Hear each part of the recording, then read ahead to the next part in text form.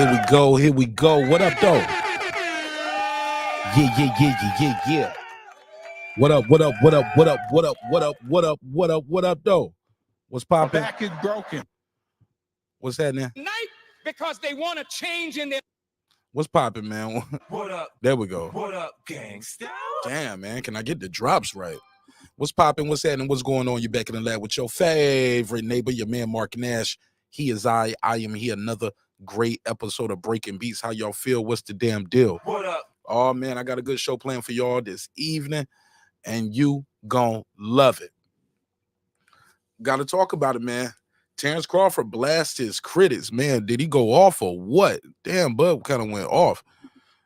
But was he speaking facts? Huh? We'll talk about it. Also, we got to talk about what's going on with Jermell Charlo. As y'all know, I've been out the loop throughout the day, but told y'all, man, sometimes I can do the stories like right when it happens. Then sometimes, especially with things like this, you want to let it develop and hear from other people other than YouTube daddies and niggas on Twitter. Like, you kind of want to let the thing develop and look for a more credible source, like somebody who will actually get sued. Or, you know, if they put out the news, somebody like ESPN, something like that. That's a reputable source. That's ESPN. If ESPN was out there spreading lies about Charlo, I'm sure they would sue. And usually Charlo's the type of guy too. When stuff come out, he jumps right out there too. He's not one of those guys to hear people talk about him and he just ignore it. He gives it some attention. As of right now, mum's the word. So more likely than not, this incident is true. So we'll go through that as well, and we'll talk about it. Also, Deontay Wilder and Joshua are closing in. You know how they do this. They always break the news with the fights like a little slower. They be like, the deal is finalized. They're working on the final part. Okay, the deal, you know what I'm saying? They haven't announced it yet, but it's not a foregone conclusion, you know, that these guys are going to fight. They've both been talking about it, and it appears, according to these early reports, got to put a case on it, they are pretty much finalized the deal, and it's going to be a 2-fight deal. And I'm not mad at it. So shout out to Anthony Joshua and Deontay Wilder for making that happen. So we're going to talk about that on those 3 topics. I'm going to try to keep it short. Like I said, it's late as hell, man. And I had a long day, man. Damn long day. But we're going to chop it up. We're going to have a good time while we here. Shout out to the homie J. Rue. What it do, fam? What's popping with you, my guy? Like what you're doing over there, fam. Keep doing your thing, bro. Ignore the noise, man. Just keep grinding, keep doing your thing, man. We'll see you at the top real soon. Shout out to the homie Bruce Gaz, Boxing and Jazz. Are y'all on the backup channel or the main channel? Y'all on the main channel, right? All right, let me run this intro. Let everybody know who we are, what we do. And I'm going to blast this link out, and I'm going to put the link out there in the chat if you want to join the conversation live. And I will also open the phone lines so we can talk about this. You know what it is. It's a family fair, and it's always fun when the family's here. Wow. Man, this is going to be a good one. You know how sometimes you walk into the room and you just like, man, I knew this was going to be a good one. Wrong button. Wrong button again. Shots fired! Shots fired! Hey, yeah, whatever. The board, I did something with the board and all my drops got twisted up in a different way. So I got to figure that out to get my drops back on point. But yeah, man, we're going to have a good time while we're here. Shout out to Tassie J. Rue. What it do? Nah, man. Thank you, man. Keep dropping that content. I like how you go about your business, man. And, you know, stay away from all, you know, just ignore the noise, man. Just ignore the noise. Keep being great, bro. And I'm going to see you at the top real soon. Real at the tippity top. All right. So with that said, without further ado, let's run this damn intro, man. Y'all know how it go. It's your man Marq Nash. Let's get it.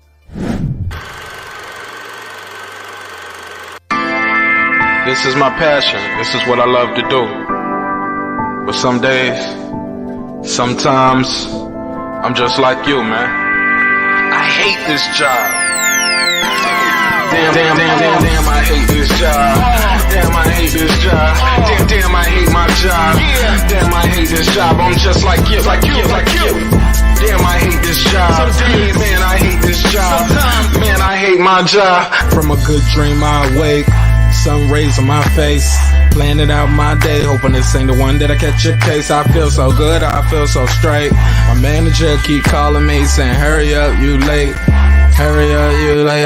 Y'all, man, I hate this job. Man, I hate this job. Been trying to play it cool, but it's hard to play it off. I've been hanging on to this bullshit, cause my car still ain't paid off. I know I'm on my way up, my boy just got laid off, so y'all, man, I hate this job. Man, I hate this job. These hoes here so ratchet, these niggas here so sneaky. Y'all don't even really pay enough for y'all to only pay bi-weekly. I'm trying to double up my cash, take this job, shove it up your ass. Yo, man, I hate this job. Sometimes I wanna say, walk in and slap my boss. This shit is getting hard. Damn, I hate this job. Gotta make it out of this struggle, bruh. And I don't really mean to take it out on you. You just a customer, but damn, I hate this job. Damn, I hate my job. Damn, I hate this job. Damn, I hate my job. Damn, I hate this job. Damn, I hate this job. Damn, I hate my job. Damn, I hate this job. We're the reason why your stockholders always stay afloat. Yet I'm asking, are they hiring? Like everywhere I go, schedule will say 9, but I think it's fine if I clock in at 9:04. I work 40 hours a week plus overtime just to be bro. So y'all, man, I hate this job. Hate that I applied. So much has transpired since the day that I was high. Told me I could advance, but you were telling me lies. Gotta give your notice before I quit, but you don't say shit right before I'm fired. Damn, man, I hate this job. Sometimes I wanna say, walk in and slap my boss. This shit is getting hard. Damn, I hate this job. Gotta make it out of this struggle, bruh. And I don't really mean to take it out on you. You just a customer, but damn, I hate this job.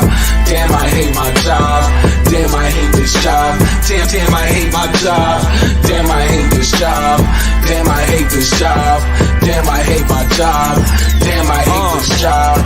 You and your procedures, you and your protocol, you and your policies, none of that shit don't apply to me.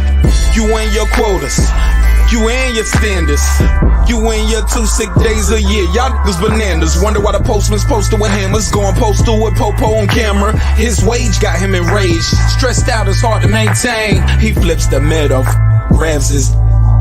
He said, if you don't get the picture, I quit, you ain't shit, mother. Man, I hate this job. Sometimes I wanna say, walk in and slap my boss. This shit is getting hard. Damn, I hate this job. Gotta make it out of this struggle, bruh. And I don't really mean to take it out on you. You just a customer, but damn, I hate this job. Damn, I hate my job.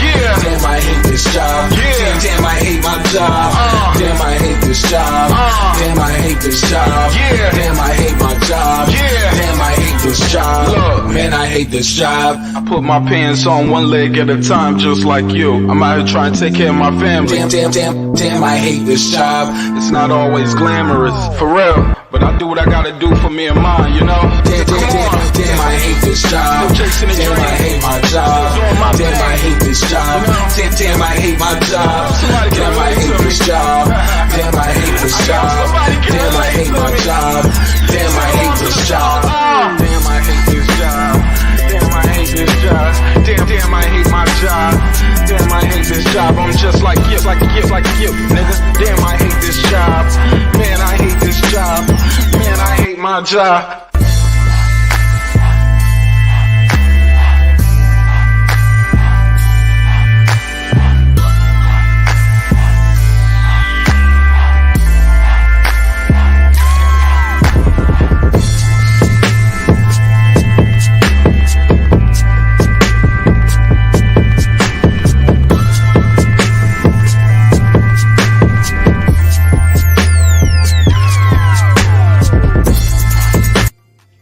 The views and opinions expressed in this program are those of the speakers, commentators, experts, and or the host. They do not explicitly nor necessarily reflect nor represent the channel's policy or the views held by the channel or broadcaster. The broadcaster or its channel cannot be held accountable for all or any views expressed during the program. Basically, if I didn't say it, don't come for me. You come for the person who said it. And please don't sue me for somebody else's words. With that said, let's start the show, motherfucker.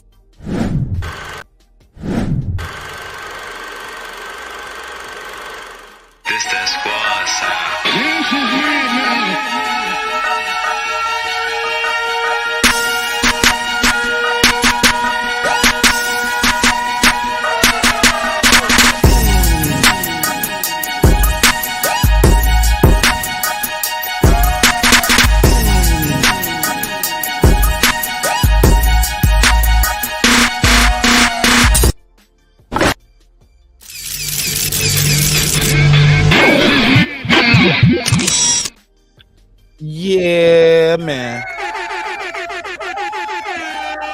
popping? What's happening? What's going on? I am Marq Nash. Non-food revolution. I got it this time, huh? You got it this time, fam. What's popping with you, sis? How you been? I'm good. Trying to hop on early so I can hop off early. I'm burnt out like you. What you been up to? Right, man. I was like, man, I probably can do about an hour, maybe 2 tops, but I can't do 3-4 hours tonight. I can't. Nah, I can't. I got one more day before I got vacation. Oh man, I got 2 more. I got 2 more. I ain't gonna lie. I was gonna try to rob the bank on Saturday. I was like, nah, I'm good on that. I'm good, man. I'm gonna get mine. I got mine already. You get what I'm saying? Yeah, they already asked me to come in next week. I'm like, fuck. What day? No, like what? The day after Christmas, we were short, and then by the end of the shift, they're like, we're giving a bonus, but I don't give a fuck. I'm tired. Right, I'm tired. Fuck. So. Yeah, man. Fuck that. Enjoy your family, man. I ain't gonna want to go. Don't be like me, because I'm going right back after the day after Christmas. I was like, oh, that's extra money. You know that. Usually I do, but I'm not. That golden carrot. Exactly. I told my mom, like, why did I go part time just to be working like overtime? This doesn't make sense. All right. Well, look, let's just jump right into it without further ado. We got a lot. Well, actually, we don't. I only got 3 topics. And they're 2 good ones. What we're gonna start at? We want to start with Charlo or Crawford. I'll do the Wilder, because basically the Wilder AJ fight thing. We don't really got a lot of information on that. Allegedly, they signed a 2-fight deal. Do we need 2 fights, depending on how it is? Like, I'm tired of seeing guys automatically get rematches when we don't need to see a rematch. It should start being a stipulation in these things where, like, I like how Savannah Marshall and Clarissa Shields' rematch clause was, like, if it's controversy, rematch. But if it's a unanimous decision or a knockout, no rematch. She got a unanimous decision. Savannah Marshall don't get no rematch. So I'm glad we wasn't forced to get a rematch with Savannah Marshall and Clarissa Shields. You get what I'm saying? Yeah, but both of these guys are so big that's just the order that it comes with. If you fight Wilder, you're gonna have to get a rematch, and if you fight AJ, he gonna have to have a rematch in their contract. That's how it goes. But I mean, and they might. Hopefully, they're very entertaining. The first one's very entertaining, so we'll want to see. But the thing about it is, like, there's no belt on the line, so at the same time, what's the fucking point? But yeah. Right, maybe because of their fans, like, hey, look, you can lose, just don't lose to this guy. And if you lose to this guy, we want to see it again. Y'all smash that like button on the way into the room. Don't let the haters outdo y'all with the dislikes. All right, so let's jump right into this topic. You want to go with Jermell Charlo first?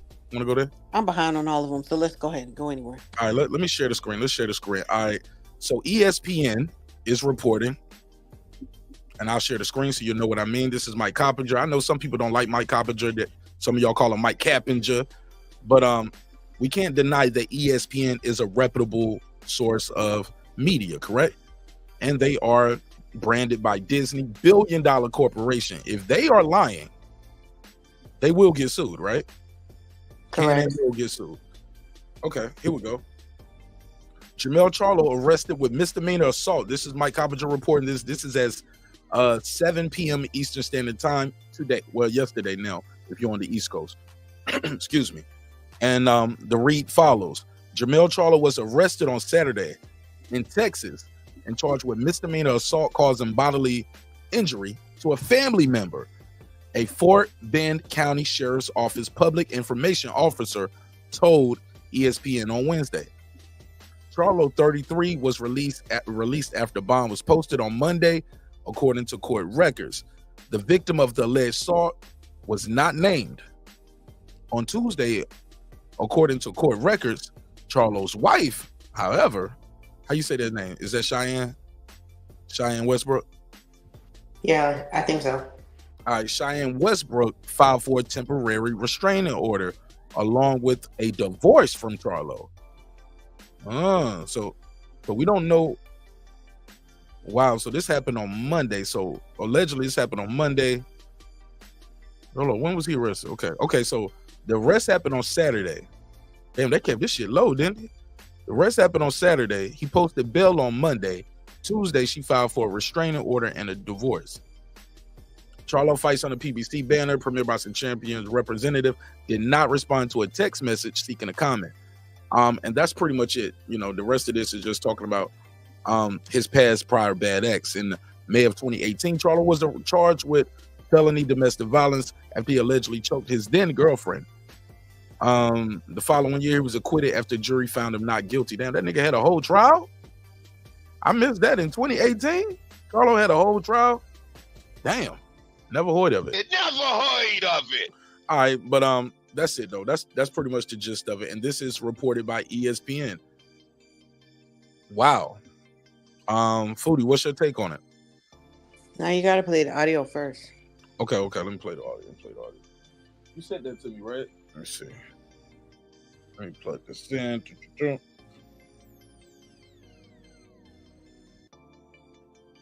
Bear with me. She said, now you got to play the audio before I can react. That's all I heard. I didn't hear the article first. I just heard the audio. I'm like, oh shit.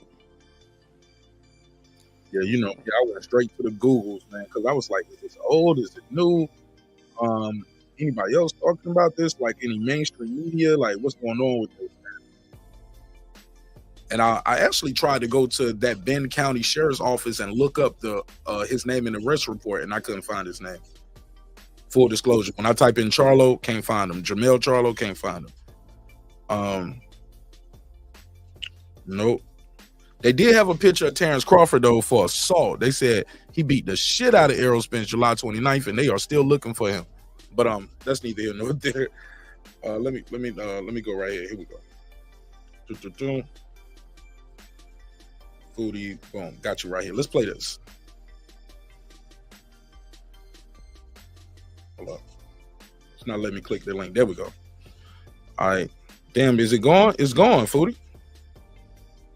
I gotta find it somewhere else. That audio is gone. What? Huh. Yeah, I tried to click that link you sent me. It's gone. I heard it again on Coach's show earlier, but I don't know exactly where it was. So I got you. Somebody got it on Twitter. Let me find it real quick. But damn. Latest. Damn, I can't find it. Damn, did he delete his Twitter or something? Shit. I am not surprised. Oh shit. Nah, he didn't delete his Twitter. All right, hold on, let me tell you. I'm looking for it. Let me tell you this audio, Jermell Charlo audio. Here we go. Can you hear that? Hold on. It sounds very distorted. Let me try something else. Let me see if that's their audio or that's me. I think I bookmarked it on Twitter before. All right, let me get another cable. This is cable I got. Hold on 1 second.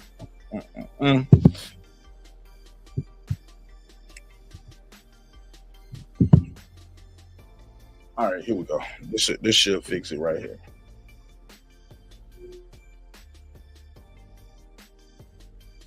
All right, here we go. Now we can play the audio. Go backwards. Y'all let me know how this sound. I don't hear it. Can't hear nothing. Okay, I can't hear it. All right, give me 1 second, Foodie. React to the article real quick. Let me try something else. I might have to do something with this board. Okay. Well, now I did hear, like, I heard the audio first, like I said, and then I heard people talking about what they said a family member, so we don't know who, but I think it's pretty obvious that it is his wife. I was thinking that it was, but I was like, I'm not going to jump to conclusions, even though it doesn't really matter who the hell he beat up. There are some caveats that could possibly be kind of, maybe, but when I heard that she has, filed a restraining order, like you just reported from that article in ESPN, and that she's filing for divorce when I didn't even know that they're actually like legally married. I was like, okay, that really makes it like, because when you started talking about in the audio that you're gonna play, I'll say that. I'll say that. Go ahead, play the audio so I can react. I got you. I had to reset the damn soundboard. While I do that, let me go to my brother Cam the Baptist. It's boxing to you. The whole fam over there. Shout out to Good. Shout out to Sugar J. Shout out to you as well, man. Y'all doing good work, man. Talk to me, man. What you think of this Jermell Charlo arrested? Man, one love to the homie Marq Nash, man. One love to everybody in the building. What's up, Fody? How you doing, love? I'm good. How are you, man? Doing good, man. One love to everybody in the chat. Make sure y'all hit the like and subscribe.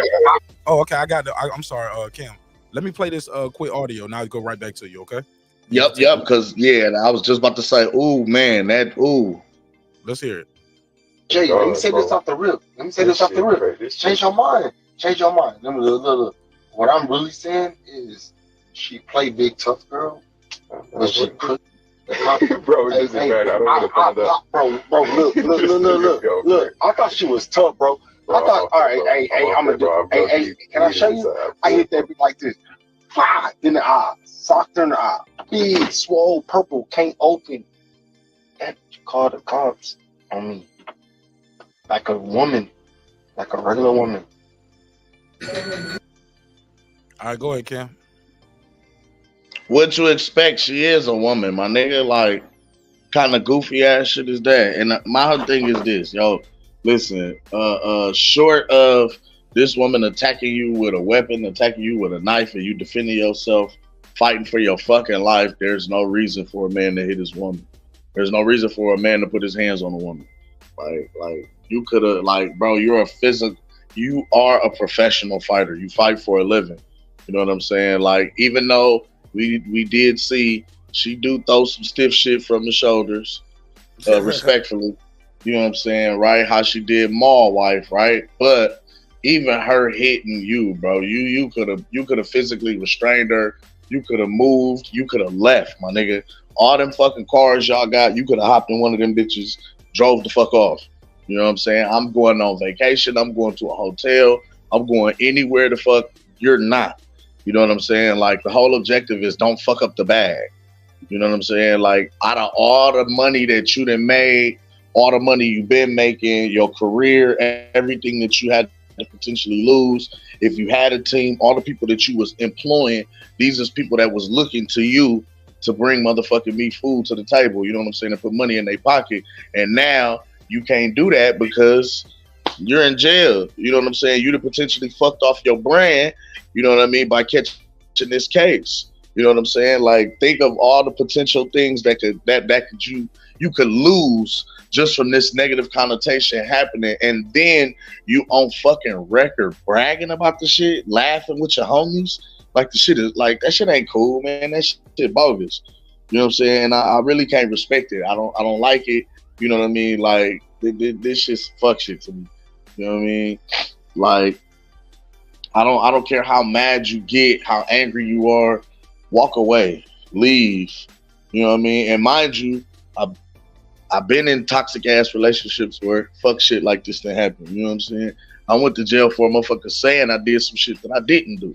You know what I mean? This man is now actually bragging about the shit. Like, you laughing with the homies. I hit her like this. You know what I mean? Like, that's some fuck shit. Like, nah, we ain't rocking like that, bro. I don't like this. For sure. Let's pass it around real quick.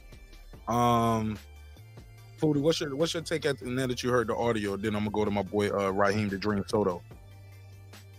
Okay, so just listening to the conversation, like if I were just sitting there and it was this man and whoever he was talking to was like, you know, at Starbucks, right? And I'm standing there in line and I'm just eavesdropping, listening to some people talk. I would have been thinking, like, if this nigga's a fucking a menace to society, like, somebody needs to call the police and get him off the streets because he finds this shit comical. He sees nothing wrong in what he did. As a matter of fact, he seemed to have been entertained by his antics and what he did.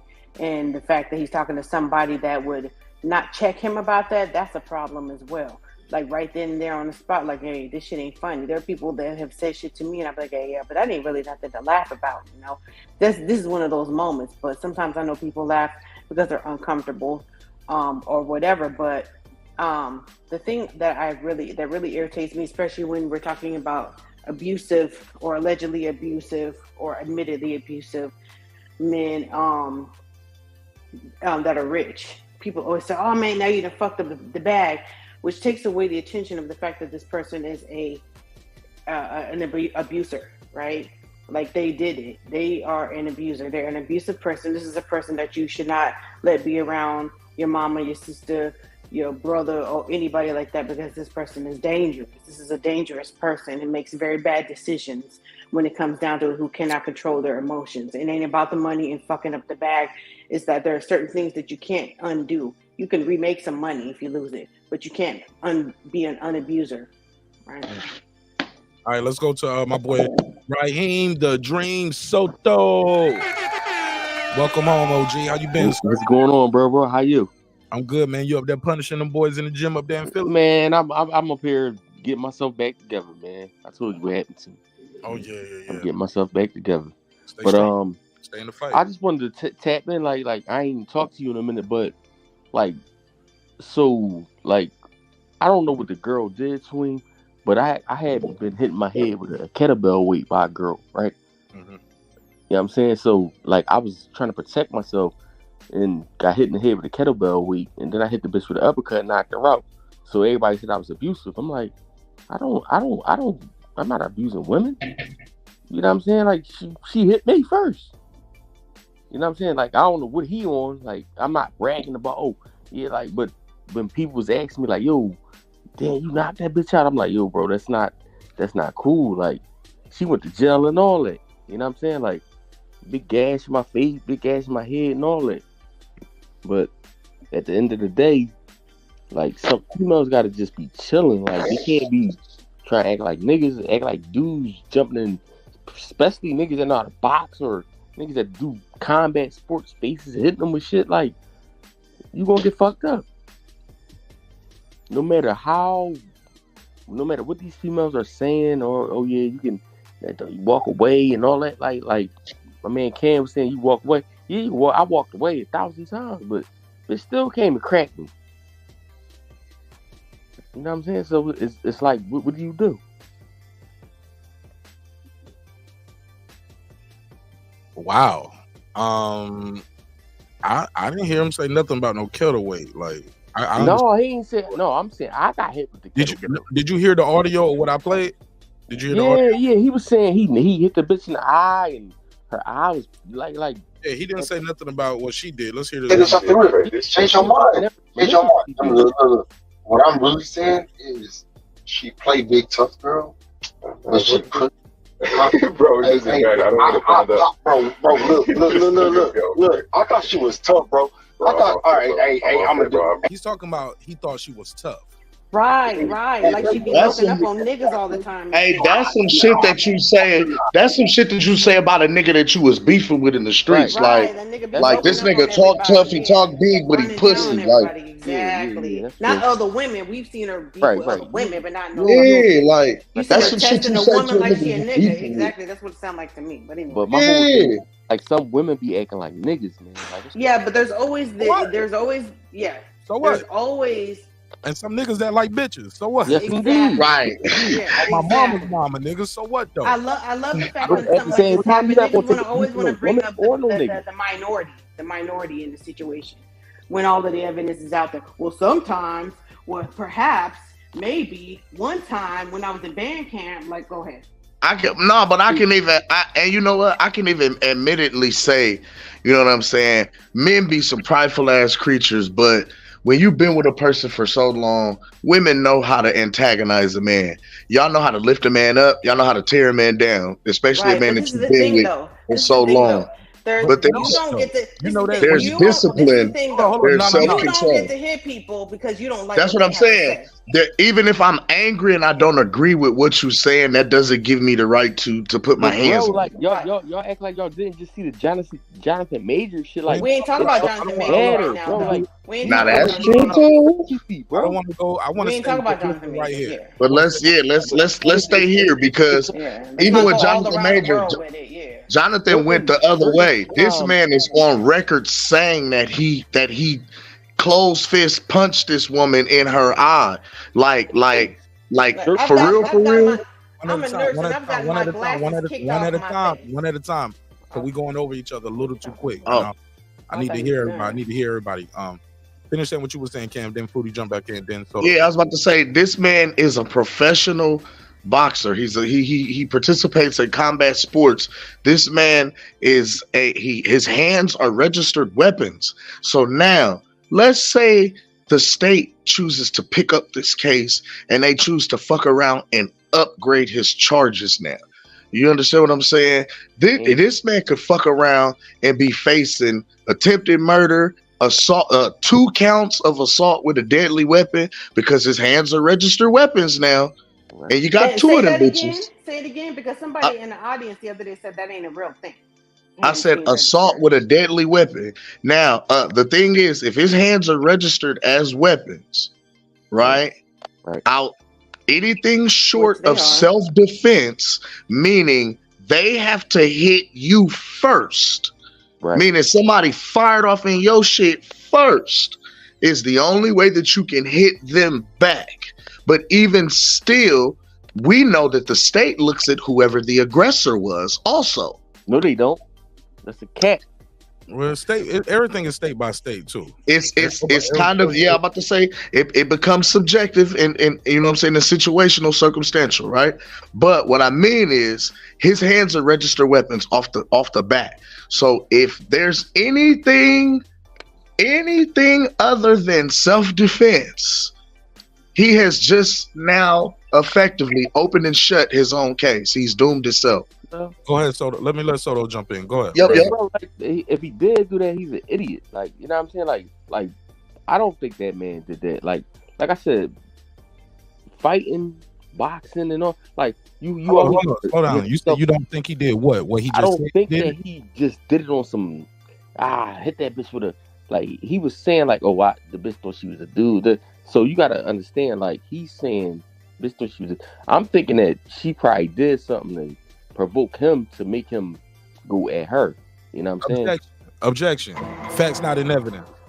All right, there's no facts in none of the situation. Hey, look, sometimes you got to meet people where they at. Let's meet him where he at right now. We gonna meet him where he at. Okay, girl hit him, like, and it sounds like he don't know he's being recorded, which, like Cam and Foodie was saying, that's some fucked up shit. Somebody sneaking recording him. Right? Because it sounds like this is supposed to be a friend. Right. But let's just right here. Whoever it is, he trusts them or whatever. But he's also a very reckless ass nigga. So he talk crazy. Go ahead. So I just want you to stick to it. No, I'm just saying, bro. Like you never know, cop niggas adrenaline be pumping, niggas be talking, they forget certain stuff that they be. You know what I'm saying, trying to say, so they start talking crazy. So at the end of the day, like he probably didn't even say, "Oh, the bitch." She stole me and I decked her ass, like.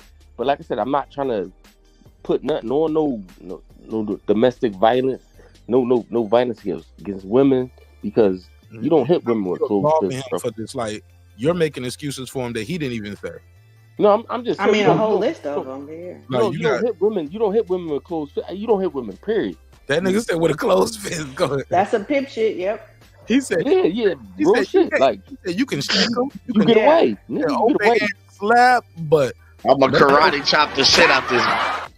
Yeah, like oh my god, kick that bitch in the leg or something like. Yo, let me. I'm gonna give kick her in the leg, yeah. Bro. I'm gonna give you shoot you a little bell. Cause I know you said you got hit in the head with a kettlebell or something like that. So maybe that shit got kettlebell a little. It was 10 pounds, nigga. Oh man, but that's a weapon. Bro, that's attempted murder. In the head with a weapon. Yeah, that is actually attempted murder. It is. Hold on, y'all. I think he might just be shook up from that still. That shit must have just happened right before he clicked the link. Hey, yo, chill. But, go ahead. Let me go. I'm fucking with Raheem. That's my homie. Let me go to my brother Champion Heart all the way in Big Texas. What up, gang? What's going on, brother? How you doing, man? What's popping with you, man? You got that good audio tonight. Champion Heart. Yeah. Hey, look. Yeah, I'm on the Starship Enterprise tonight. Take on this topic, man. Man, I wanted to come in and chop it up on this situation real quick. Did you hear the audio? Yeah, I heard the audio. Okay. Was he talking about his wife, or was it a family member? Or let me play this. This is wife. It's his wife. Okay. It sounds like it's his wife. Change your mind. Look. What I'm really saying is she played big tough girl, but she put. Bro, this is bad. I don't want to find out. Bro, look. I thought she was tough, bro. I thought, all right, hey, I'm gonna do. Hey, can I show you? I hit that bitch like this. Fly in the eye. Socked her in the eye. Big, swole, purple, can't open. That called the cops on me. Like a woman. Like a regular woman. Now, according to the article that I put up, Champion, according to the article, it said the incident happened on Saturday. He was released on bail on Monday. And because they said an unnamed person in the article, but they do have records showing that his wife did file a restraining order on Tuesday, as well as divorce papers on Tuesday. So he was arrested on Saturday, released Monday. Tuesday, she filed for a restraining order and a divorce. So one could assume that it's his wife. But let's play with the evidence that we got, though. Go ahead. Does it matter if it was his cousin or his aunt? He said like a regular woman, like a woman, like it could right. Hold on, cut him off. Let me get his open statement like y'all did. And see that the way he said it, like, you know, like he was referring to. Would it matter if it was his sister, auntie, wife, cousin? No, what if it was a transgender? No, it wouldn't. It wouldn't have mattered. But I'm saying he's saying it like, you know, you have women out here that stud women that like to act like dudes, you know, and then when they're faced with a situation where they like act like a dude, and then when they're stuck to like a dude, you know, then they want to say, you know, that they're a woman. Okay, well, you can't have it both ways. You know, either you're gonna be a dude or you're gonna be a woman. You know what I'm saying? So he kind of, you know, when he said it like that, that's why I was asking. You know, he was saying tough girl? Was he talking about his wife or just someone? Go with the. I'm sorry. I said let's just use our deductive reasoning. He's arrested. Right. I don't want to mute Raheem. Raheem, you keep cutting me off. While I'm trying to get him to do his opening statement. I don't want to mute you, but just mute yourself. Like after you give his opening statement, you can jump in. Hey, look. Let's just use some deductive reasoning. It happened on Saturday. He was released on Monday. Tuesday, the wife filed for divorce and restraining orders. Right. Let's go from there. Let's meet people where they at. Go. And the charges that yeah, man. Everybody jumping in. Just let that man at least say what he got with this information, because he was asking questions.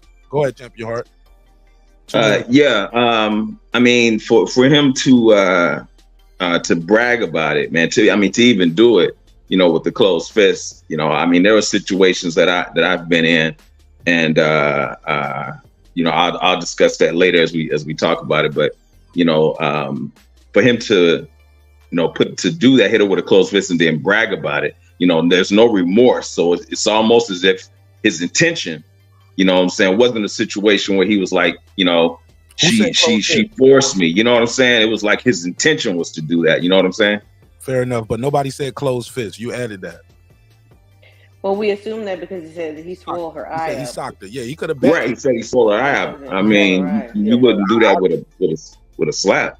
I don't know, shit, but I agree. I think it was a punch. Let me take this call, and then we'll open it back up to everybody else. 347. Okay. 347. You got the weapon. What's your name? Where you from, family? What's up, Playboy? This M1 from the BX. M1 from the Bronx, the boogie down. What up, fam? What's your take on this topic? Man, this shit is crazy. That's some fucked up shit. Regardless, there was another interview. They said that it was a family member. That's what the other interview that they was posting up earlier said as a family member. Right. The article I read, and I can put that back on the screen. ESPN is reporting a family member, just to let y'all know your wife is a member of your family. Right. But you know what I'm saying? Like, you know, just like, you know what I'm saying? Don't know who it is. You know, we just assuming right now if it's a wife. We assuming that because she filed for a restraining order on Tuesday and divorce. Right. According to this report. But you know, my thing is, you know what I'm saying? When he was talking all that shit a few months ago, and he got in there with the cinnamon kid, you know what I'm saying? He wasn't throwing them joints like that. Like, yo, bro, like, that's where you supposed to be throwing them joints. You know what I'm saying? Not with your wife or your family member. That's what we wanted to see, you know what I'm saying? Some action from you. But, man, you know, he got lethal weapons. That's what, you know what I'm saying? If you're a boxer, you got lethal weapons. You're not supposed to hit no civilian with no. Well, we don't know if he punched her. You know what I'm saying? We just assuming too. But if he did, you know what I'm saying? His hands are considered lethal weapons. You know what I'm saying? He's not supposed to touch no civilian with his hands. You know? And another thing, you know, his brother doing some crazy shit. He's doing crazy shit. Like, yo, they fucked up their name, they brand. They just going by the wayside, man. Like, it is incredible, man. It's like you want to feel sorry for them, but the fuck shit they doing is like, you know what I'm saying? You can't feel sorry for them. You know what I'm saying? Because they doing fuck shit, like fuck boy shit. These niggas is special ed, period. These niggas is riding the short yellow bus. Back up. Go ahead and one close your call out, man. What else you got? All right, go ahead, then. Go ahead. No. Go ahead. Well, hold on. Go ahead, Foodie. Foodie, Raheem, Champ, Cam. Y'all want to respond to anything? Bro, I want to respond to like a lot of shit because like people always put the woman as a victim, bro. Like at the end of the day, like right, like when I was amateur boxing, right, my baby might hit me in my face with a Pepsi bottle, cut my whole shit, could have knocked my eye out, right. I hit that bitch with a hook, knocked her out. That's what it was. History of bitches hitting you and you knocking them out. That's only one female. That's two now, right? You cut away, one. Her out. Huh? You said this the same chick hitting you both times? Yeah, same female. Oh man. Yeah, so at the end of the day, like though, hold on. So you got a history of this girl hitting you, harming you in a very dangerous physical way. One was a bottle, could have knocked your eye out. She escalates to a kettleweight, right? Could have killed you, and you knocked her out, and y'all stayed together. No, we didn't stay together. Like it seemed like you're attracted it wasn't to women staying who together. like to it was good pussy, and I was, you know what I'm saying, trying to get away from her. Yeah. You know what I'm saying? And the rabbit hole gets deeper. Like I said, at the end of the day, understand they can't always be playing victim because you never like I said, she could have said, oh, he did this, that, and the other, and da-da-da. I got locked up for that shit. I gotta roll up, man. Y'all, I ain't high enough to listen to right. I mean, I got locked up for come on, damn, I ain't high enough for this shit, nigga. I need for this shit. Smoke one for me, Mark. God damn. I might try somebody fuck you up. What you want to do, Ken? These niggas be date women who like to hit dudes and be physical and shit, and then be talking about. I don't know why she hit what me. women like to do. Like I don't know. Some men like to be with women that give them the excuse to fucking hit them. I don't want no woman to hit me. I can't lie. I used to think that shit. I thought the shit was cute at first until the shit happened to me. Until it was like, okay, like hold on, shorty, you tripping. With your whack ass voice. Nobody want to hear you. niggas like to be with women who give you the excuse to punch them. You like no. Nobody wants to hit you. Don't. I want to hear Cam's story. What you said? You thought it was fun, cute until what happened? You got arrested. You thought the shit was cute till the shit happened to you. Till the shit happens to you, and you're in a situation like, bro. You gotta understand that ruined my life. I went to prison behind this shit, my nigga. You did type shit. That's how I caught my case. No, this bitch, you know what I'm saying? Like I say, I found out this bitch was fucking around, and when I confronted her about it, and we have words, I told her I was done with her. I was going back to school. This bitch spit in my face and tried to kick me down the flight of stairs. And what you do? Type shit. What you do? Respectfully, I choked her. I did. I caught myself. I choked the fuck out. I said, bitch, and I ran out the house like, oh my God. Because I was always raised to never put your hands on a woman.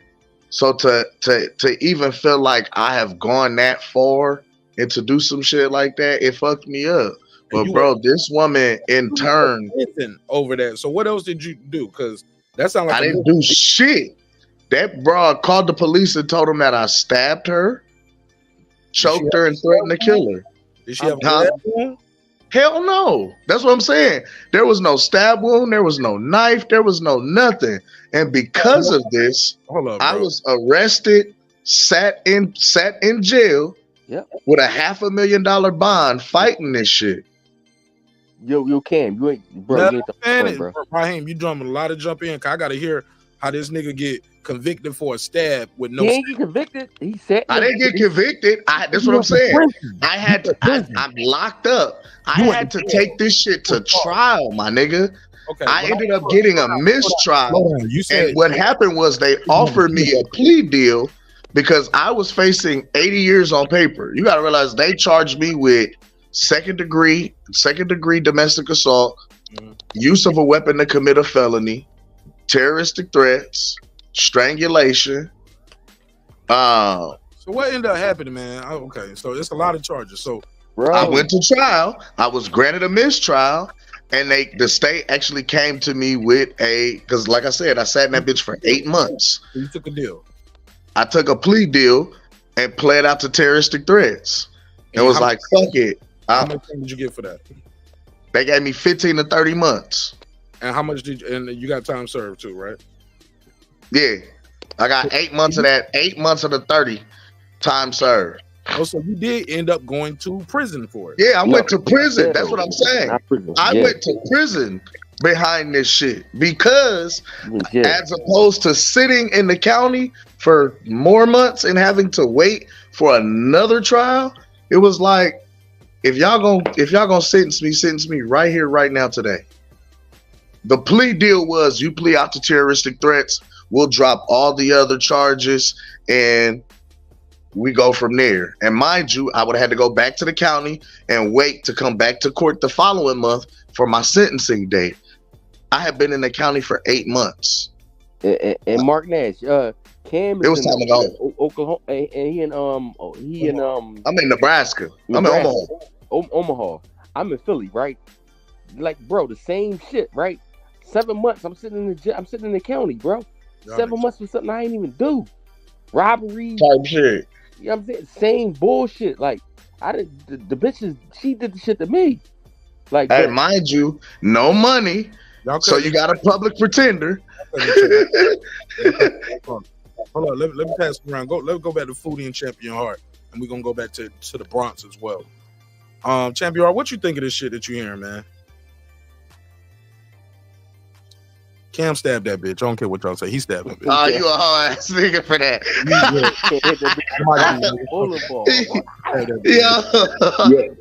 You wild. Yeah, I mean, it's heavy, man. I've been in an abusive situation before. I don't know if you ever had that conversation before, Mark. I don't know if I ever told you about it. I'm sorry? I think you told this story online before, but go ahead, tell it again for the people who didn't hear it. Yeah. My youngest daughter, she would try and I think Cam had said this, or Raheem, one of them said, where, you know, she would try and push me to the point to get me caught up, you know, and there's things that she would do that I would, you know, and I knew what she was doing. In one situation, she got upset because, you know, I explained to her that I couldn't take her to work anymore because it was causing me to be late, you know, and I was having to take her to work, drop my daughter off and all this. And I was like, it's causing me to be late. You know, you're going to have to try and, you know, I can take care of her and get her to where she has to go, but I can't be responsible to get you to work. So she gets mad, you know, and cusses me out and everything. So as I'm leaving, you know how you push somebody in the back of the head as they're walking, and you know what I'm talking about? Yeah. Hello? Yeah, we listening, man. Yeah. Oh, okay. Yeah. So as I'm walking out of her house, she pushes me in the back of the head, you know, like punk, you know, get on type thing. And I stumble forward, you know, because I didn't expect it. So I'm getting pushed in the back of the head. So she tried to close the door real fast. So when I turned around, I put my foot in the door, you know, and I walked in, and you know how you grab somebody by their shirt, they call it, you collar them, you know what I'm talking about? Yeah. So, you know, I kind of grabbed her by a shirt like that, and I was like, you know, don't put your hands on me. And so she starts automatically go into fight mode, right? So I kind of, you know, blocking stuff, and I'm trying to get out now. And as I'm walking away, she hits me in the back of the head with a stroller. Right. So I'm like, damn. So I'm trying to get it out of her hand, you know, and get her off of me. My baby's crying. I'm trying to calm my baby down. You know, I get my baby calm. I turn to walk away again. She hit me again with the stroller in the back of the head. So I literally have to sweep her off her feet to give me time to get out. And you know, it was situations like that, man, where she would do stuff to try and get me caught up, you know. And you know, that particular time where, you know, I had to sweep her off her feet to get out. You know, she didn't call the police, but you know, she did call, you know, family members, and they were calling me, and they was like, man, you know, what happened, you know? And she was like, well, he came over here doing that karate shit. And, you know, and I was like, bro, I had to swoop her off her feet to get out, man. It was the only thing I could do, you know. But she would do things like that, man, to try and, you know, get me caught up. But I would never, you know, like Jermell, fully punch her in the face. I would never do that. But she would always do stuff like that, man. That was just one situation. Yeah, wrap this shit. That was wrap this shit. I'm sorry. Let me hear Foodie, man, because. Like I said in the private chat, I said in the public chat, I'm gonna say it live for everybody. I hear a lot of projection, man. I hear a lot of niggas telling they girl beat me up, so I had to beat a bitch ass story. Like, you know, I didn't beat her. He didn't. No, okay. I'm just saying in general. Like, that's what I'm hearing. She did this to me, so I had to do this. Same thing with Cam. She spit in my face, and I went to prison behind this shit. And I'm sorry that happened to you, Cam. And I really am. I think that's fucked up. That's part of the judicial system too, being so fucked up, where the deal, you'd rather just take the deal than even take your chances, because the chances be so fucked up, it's stacked against you. Bro, if I went to trial and lost, they would have hung me. Yeah. And then you get Raheem. The girl hit she hit him with she hit him with kettlebell. Kettlebell. That was later. It was in a bottle first. It was a bottle. With a bottle first, because it took his eye out, and then she hit him with the kettlebell. The pussy was good, is what his response is. Man, hold up, bro. And one from the Bronx is saying what happened to him. Foodie, what's your take? Because as the only woman up here, how do you feel about all of this?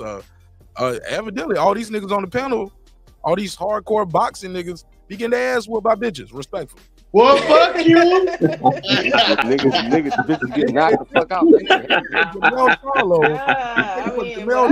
to come out for them to be like, a bitch beat me up too. A bitch beat right. And what kind of women are y'all attracted? Bro, exactly what I was gonna say. Like, y'all niggas sound like y'all are attracted to a lot of toxic. Bro, I'm over 40 and I've had a lot of relationships. If God made it, Marq Nash slayed it. I'm telling you, dog. I ain't or had a girl beat me up.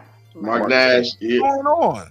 Ain't no female going just you're not going to just beat no female up, bro. Like it's bullshit. That's a lie, though. Go ahead. No, it is. It's not a lie. Let me let her beat a female up. I listen to all of y'all tell y'all stories about how y'all got beat up by the girl. Hey, yo, respectfully, this your show, right? I'm sure you got. I want to hear the lady speak. It's a topic right here dealing with domestic violence. We got a lady here. Yeah, let her talk on it. Involved. Let the lady speak. Go ahead, Foodie. Well, the fact that you just ain't going with some woman is a motherfucking lie. Maybe you won't, but you don't know what a lot of other men would do. Y'all can't hear me? Go ahead, you got it. I can hear you. Oh, okay. He said, "Go ahead, Foodie." Like I didn't. Yeah, go ahead. Go ahead. You been disrespectful. He trying to rush you. No, I'm just.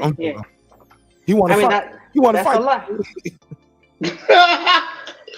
Nobody was. I'm gonna get you back for the bitch to hit me with that stroller 30 years later.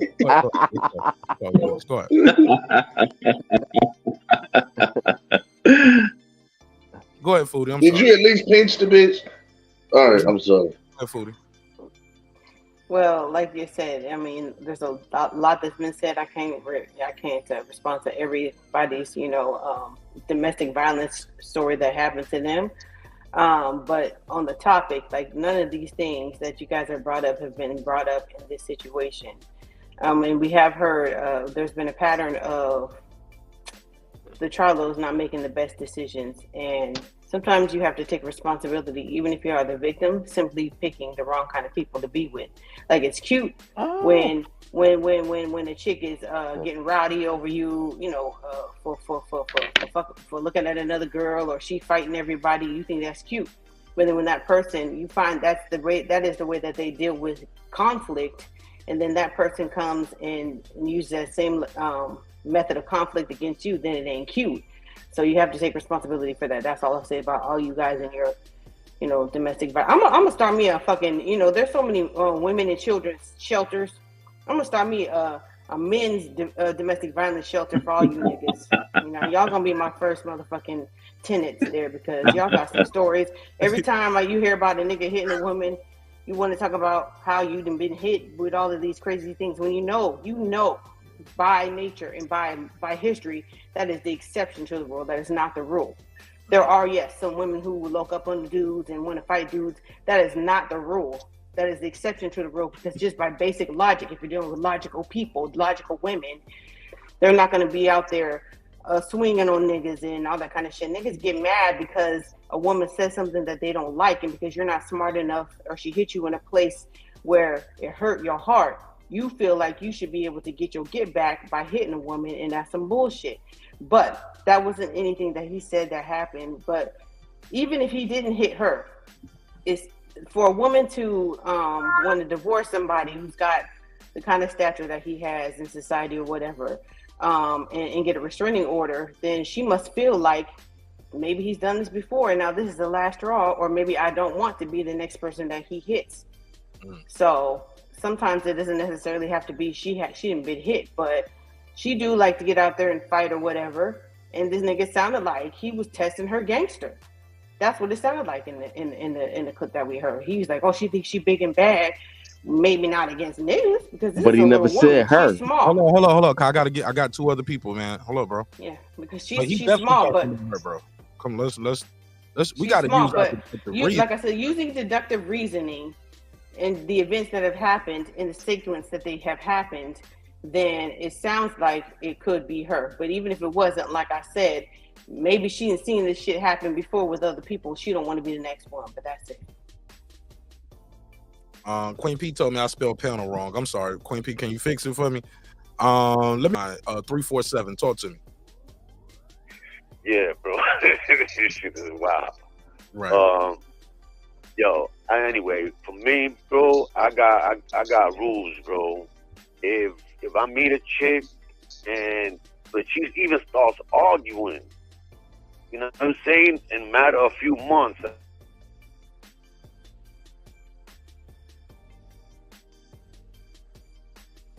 He faded out. I can't hear him.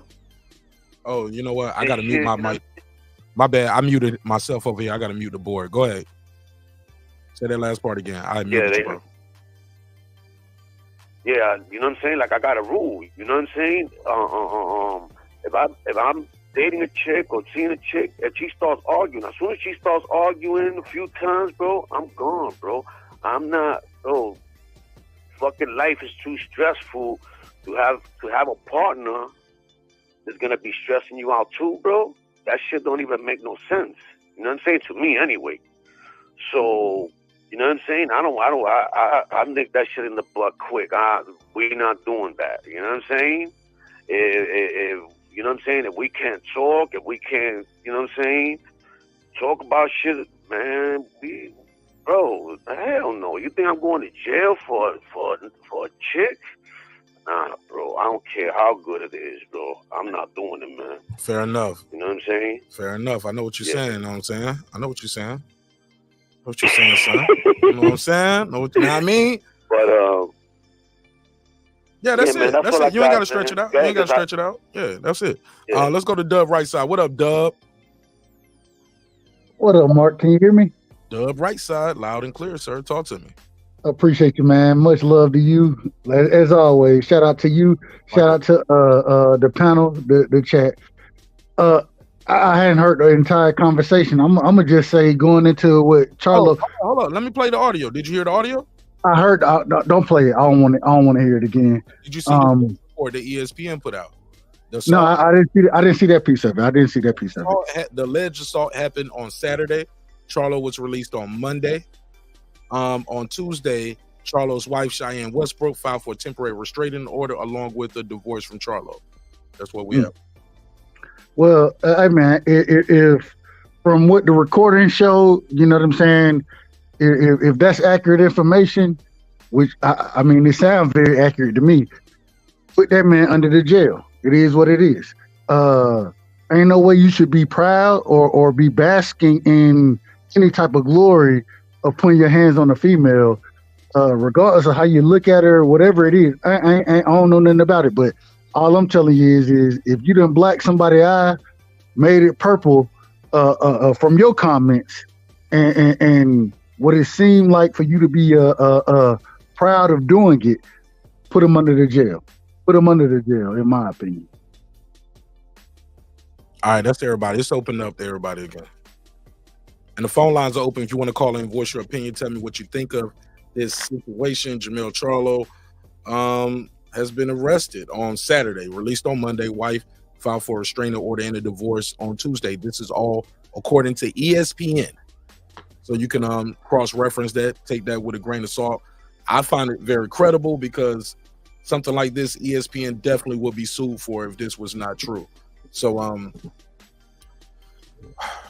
ain't gonna lie, I'm shocked at a lot of y'all, man. It's like what I heard tonight is like it was, well, we don't know what she did, what she said to him to make him do that. I'm like, what?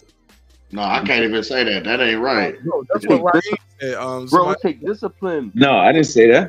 Raheem, you definitely said that. No, bro, I said take discipline to fight. No, on my mama, bro, you started off. That was your first thing you said. Well, we don't know what she said or did to him. But we don't, nigga. Like you acting like you. I don't care what you. I don't, bro. But it don't matter. Oh, go ahead. But look, it do matter. Women that gift of that tongue, bro. They can chop you. You got the physical strength, but the women got that can split you up with a tongue. That don't mean you supposed to hit her. Or you got a little dick and your mama's a bitch. You don't hit her though. Hold on. But when I just said it don't matter what she said, you said it do matter. You said it matter what she say. It don't matter what she say. I'm saying it matters what she did. Her actions. Well, what action can a woman? What action can a woman take against you? Look, I've been cracked in the head with all types of shit. What you mean? You got hit in the head. Hold on. Wait a minute. I done had people pull knives on me. I understand it. What I'm saying is you can, and I can restrain an individual without putting my hand, without physically punching them in the face, doing those type of. Hold on, brother. Hold on. I'm gonna let you cook. Go ahead. Yeah. My bad. All I'm saying, I can restrain an individual, especially a female. 9 times out of 10, I'm bigger than you, anyways. I can restrain you without physically putting hand. I mean, I will put hands on you, but not in a way where I'm trying to punch you in the eye, swell your shit out. I ain't doing none of that. I will restrain you at the maximum. If I can't restrain you, I need to leave. Outside of that, I don't understand what physical violence that I mean, especially what we hearing that happened in this situation. There's no way we can say that this was right, that this was anything outside. The man should be put, if it's true, and according to the audio, he was bragging about it. He was proud of it. So if this is true, the man need to be put under the jail. And I don't see I don't see any individual of his caliber, a professional boxer, somebody who in the gym on a regular basis. You can't restrain an individual versus punching them in their shit and then going and bragging about it. Nah. We ain't gonna do that around here. We can't do that. Right. Yeah. Well, it's the same thing about the reason why there are weight divisions between men, or there's a difference between women fighting women and men fighting men. A woman that's 165. We were just talking about that with Clarissa Shields, talking about calling out all these men. It's a difference. There's a reason why you have men only fighting men in men's boxing But why do certain women both try can to fight? Men. That's not. But we ain't talking about Right. certain women. We're talking about equal strength. It's Like, not, for it's not instance, equal I'm, about you know, us. We okay. do Well, different let me things. give you an example. For an example, I'm a grown ass woman, right? I deal with senior citizens who have dementia and all that kind of shit, and they get combative sometimes.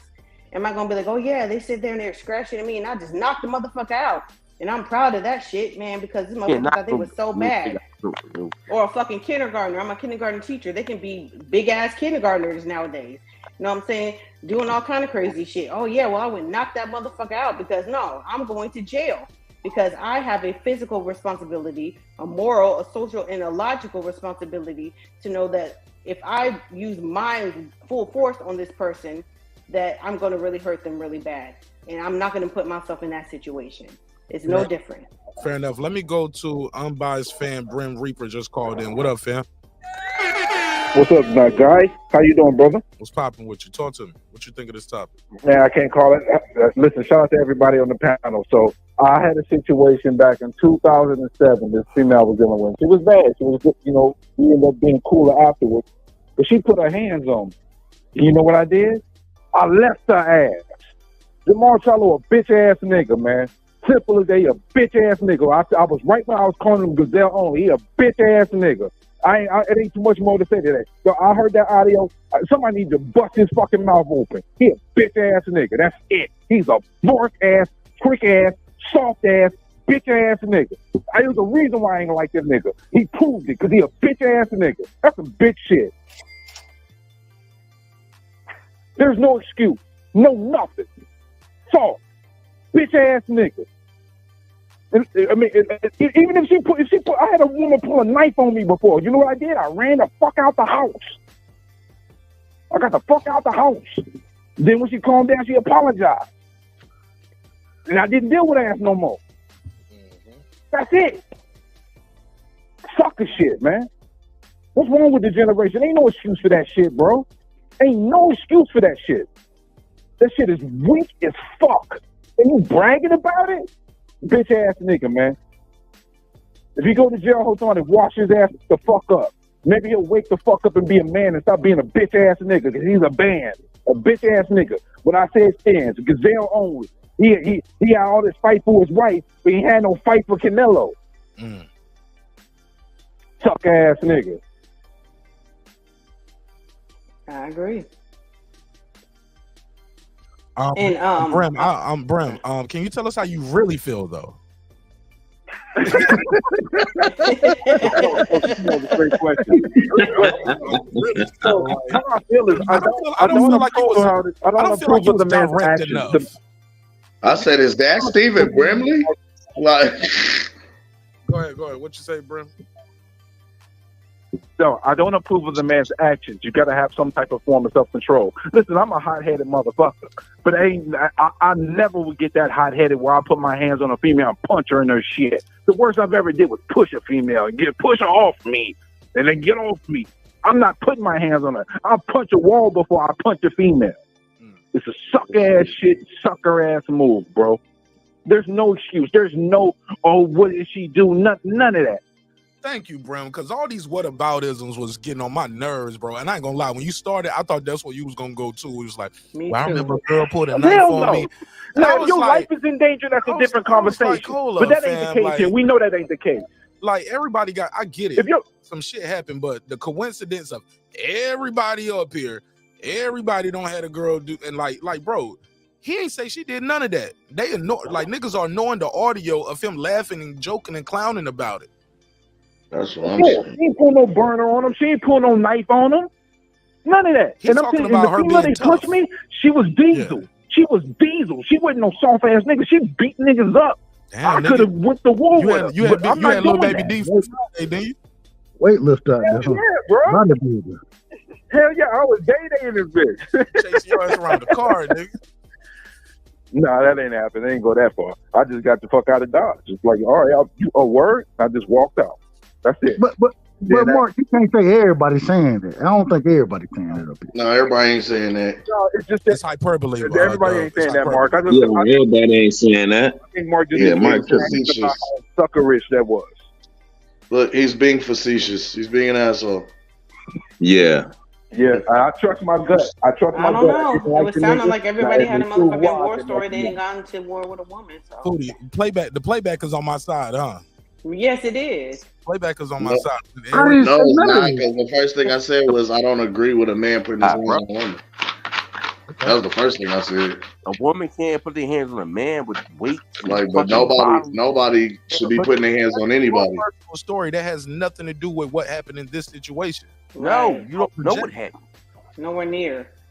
Because Even still, there's nothing she could have as said. loose as that nigga's lips are, he ain't say this bitch came at me with anything, and so I socked her in her eye. Right. He said she thought she was all big and bad, so he tested her motherfucking gangster. Like, come on, bro. And they need to put that nigga under the jail. And I'm gonna keep it 1,000 from the way it sounds. It sounds like they have physical altercations. One mic, please. Let's speak with one mic, please. Yeah, bro. I fell out with my brother for 2 years for him putting his hands on his wife. He and I didn't talk for 2 years. Keep muting people's mic. Mute your mic if you're not talking, so we don't have to get all that background noise and niggas rolling blunts and shit, balling up paper. From the sound of it, it sounds like they. That's you, Cam. Go ahead, Champion. What was you about to say? Yeah, I was saying that I fell out with my brother for 2 years behind him putting his hands on his wife. You know, he and I didn't talk for 2 years. Because, like you said, like somebody said, well, ain't no man just gonna hit no woman just because. That's bullshit. It's happening right now as we're talking. A nigga don't like the way that she made his food, or didn't make it fast enough, or hot enough, or whatever. Or he had a bad day, or whatever. Or he's drunk, or he's high, or whatever. One at a time, please. Because when y'all talk over each other like that, we can't even hear everybody. We've been reactionary. Let's please finish. But like, like Dub was saying, I mean, you have to really now be careful, even trying to restrain a woman. You know, I mean, we just saw, on the news where a guy was trying to restrain a woman so that he could run away, and he's still gonna probably end up getting a year in jail. Right, but that's what I'm saying. I hate when people bring up other situations when we're talking about this specific situation, because every case is individual. Every situation is individual. From the information that we're talking about, what we have right now, none of that even happened. No, I was just making reference to you have to be careful restraining women. You can't even restrain them. But that's not what happened here. That's not what happened here. No. And I agree with you. Let's keep in trying to get in because you keep cutting people off. Go ahead. Go ahead, Raheem. Nobody knows what happened, bro. So you sitting there saying this situation. What situation, nigga? Like, you don't even know if the bitch cracked him with something with a frying pan or something. You don't know. Let me take this off the rip. Change your mind. Look. What I'm really saying is she played big tough girl, but she could. Look. I thought she was tough, bro. I thought, all right, hey, I'm gonna do. Hey, can I show you? I hit that bitch like this, in the eye, socked her in the eye, big, swole, purple, can't open. That you call the cops. Raheem, what you mean we don't know what happened? We know that happened, right? Go ahead, Raheem. Make that shit make sense. Go ahead. Like a regular female. You heard what he said, right? He said, right. No, I heard all of it. He said she tried to act like a regular female. Tried to act tough, but she's pussy. She called the cops like a regular female. Right, because he expected. So that sounds like he can fight like a motherfucker. So I socked her shit. Bruh, she's supposed to be pussy. She's supposed to be. She's a female. And then to say she called her. Hold on, brother. Let me get. Finish. I played the audio so he can react to it. Because he said we don't know what happened. I want him to react to that. I promise. I'm not defending him blacking her eye or nothing like that. But like I said, at the end of the day, he didn't say she was a regular female. He didn't say she was regular. So she put her hands up like she's a regular female. Like that means she got some type of skill when it comes to combat. Put her hands up. No, that's not what he said. He said she called the cops like a regular female. All right, like a regular. He didn't say that she was fighting him like a nigga. And Okay, then she well, called all right, the cops. like she got some type of combat with her that she can't fight like a regular female. I don't want nobody to hit no females. Like I got daughters of my own. I don't want nobody hitting my daughters. I got a mom. I got sisters. Nobody's hitting them. You know what I'm saying? But at the same time, it's like, just don't touch a man. Okay. Leave a man alone. I had to drop N1. N1. I had to drop. You had been on the line for 40 minutes anyway, though. Let me take another call. 404. I guess I only can have 2 calls at a time. 404-692-1766. 404-692-1766. Wow. Oh, you missed it. 912. What it do? 912. 912. 912 going once. What's up, little bro? What's up, bro? Can you hear me? Yes, sir. How you doing? Mark, can you hear me? Yes, sir. Roy Jones. Hey, how you doing, sir? What's up, Mr. Golden? How you doing, bro? Calling from Savannah, baby boy. Talk to me. What's your take on this topic? Hey, man. That nigga straight pussy. He did all that shit. Why the fuck he goddamn, what the boy name is? Canelo. Jared Hurd. Jared Hurd slept with. Oh, yeah, Jared Hurd. Yeah, he did do that. Yeah, Jared slept with bag. He put his hand up on Jared Hurd, did he? Nah. You know, I don't give a damn like nothing. When I'm hitting a woman, that's some bullshit. Some real bullshit. You see what I'm saying? You don't put your hand on a woman at all. You know, plenty of time I done got my ass whooped. You know, if I had a break gas because my little boy mama want to jump on me, I call the police on my ass. I stop that shit. So I'm gonna put a case on you. Yeah. And my name is GOL, not GPL. Bro, I fixed it, bro. Y'all niggas be. Y'all niggas is spelling. But y'all niggas can do all that spelling, but y'all talk like okay. But look, man. But you know, I think I don't give a damn. You know, like I said, it come to a point. Somebody got to be man enough or woman enough to walk away. It should never come to a point where the man has to put his hand on a woman. I don't give a fuck if she square up on you or what. I don't give a fuck. Then you got to look at Jermell. Your hand is registered, dog. You know what I'm saying? You as a professional fighter, and then you gonna brag about this shit, nigga. And so the nigga lock your ass, so you gonna be a little bitch, cause you ain't gonna fight a nigga in jail. The nigga gonna put them hands on your ass, dog. Right. I mean, that's real fucked up, man. Fair enough. You know, he got to think about it. He got to think about he got a daughter. How he like somebody beat his daughter? Come on, man. Yeah, that shit crazy, man. You got sisters and shit. Somebody put his hand on your sister under you, ready to jump on the nigga ass. Why you put your hand on? But you hit somebody else child. Hit another woman, man. That's bullshit. Whatever happened to his ass need to happen. Well, that's all apparently too, he's man. only facing a misdemeanor, so in most states a misdemeanor is what? Misdemeanor? Yeah, he got a misdemeanor. Facing a misdemeanor. Oh, shit. Put the girl in the eye? I'm just telling what the report said, a misdemeanor. I read the thing. Bro. Can charges be upgraded? Look. Yes. Yes. Well, me and you live in Georgia. That would have been a straight what? I don't know. I stay away from the courts. No, I'm gonna say that. I don't know. That would have been a I ain't straight. never been in those situations like that. He would have got an assault charge here. First of Savannah, you would have got an assault charge off the rip. You don't box that woman in her eye? Yeah. Man, that was a straight up felony charge, dog.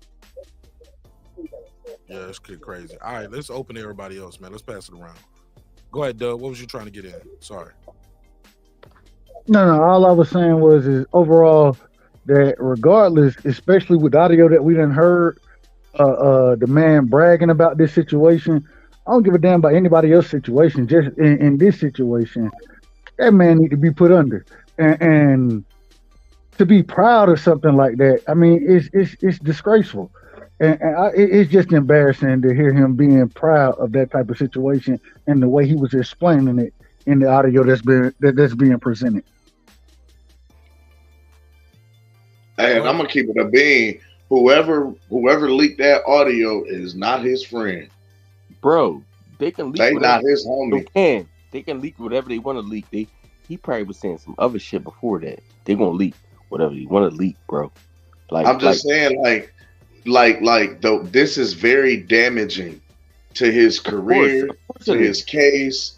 Like, so whoever he was talking to, for him to speak freely like that, that means he trusts them. So from what it sounded like, he's talking to somebody that he's trusting, and somebody else is recording, and he doesn't have knowledge of them recording. Of course. And they leaked that audio out, bro. They not his friend. They not his homie like that. Maybe, but at the same time, if he didn't do it, if he didn't brag about it, there wouldn't be nothing to leak.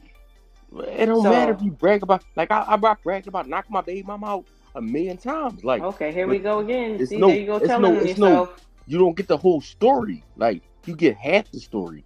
Like, you get half. But what I'm saying is, even still, it's not. It looks damaging because there's an open pending case. You know what was damaging? You know what was damaging? That nigga blocking that bitch's eye. That's what was damaging. That was very damaging. That's the damage. But what I'm saying is, what I mean is, there wouldn't be nothing to leak.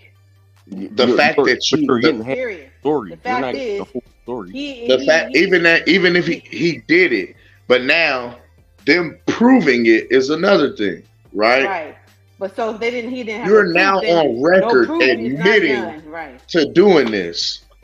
I think the point that you're missing that I'm trying to make is that if you don't do shit, it don't matter what people say. There's no evidence, and it wasn't done.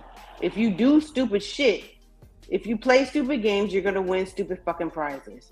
I understand what y'all are saying. Like, Foodie, you're right, and also Cam, you're right. This is an open case, and there goes your not guilty plea. Like, nigga, like they got a confession. Yeah, I understand it too. It's not a confession. Just don't do stupid shit. That is a confession. He just no, it's not. It's a half of a confession. Like, okay. But if he has no defensive wounds on water, him, still water, a cup of water. What about the rest of it? Okay, well, let's see his defensive. The rest of it ain't what he got arrested for. He got arrested for assault. Right. If it goes to trial, we're gonna look for his defensive. He's a professional boxer.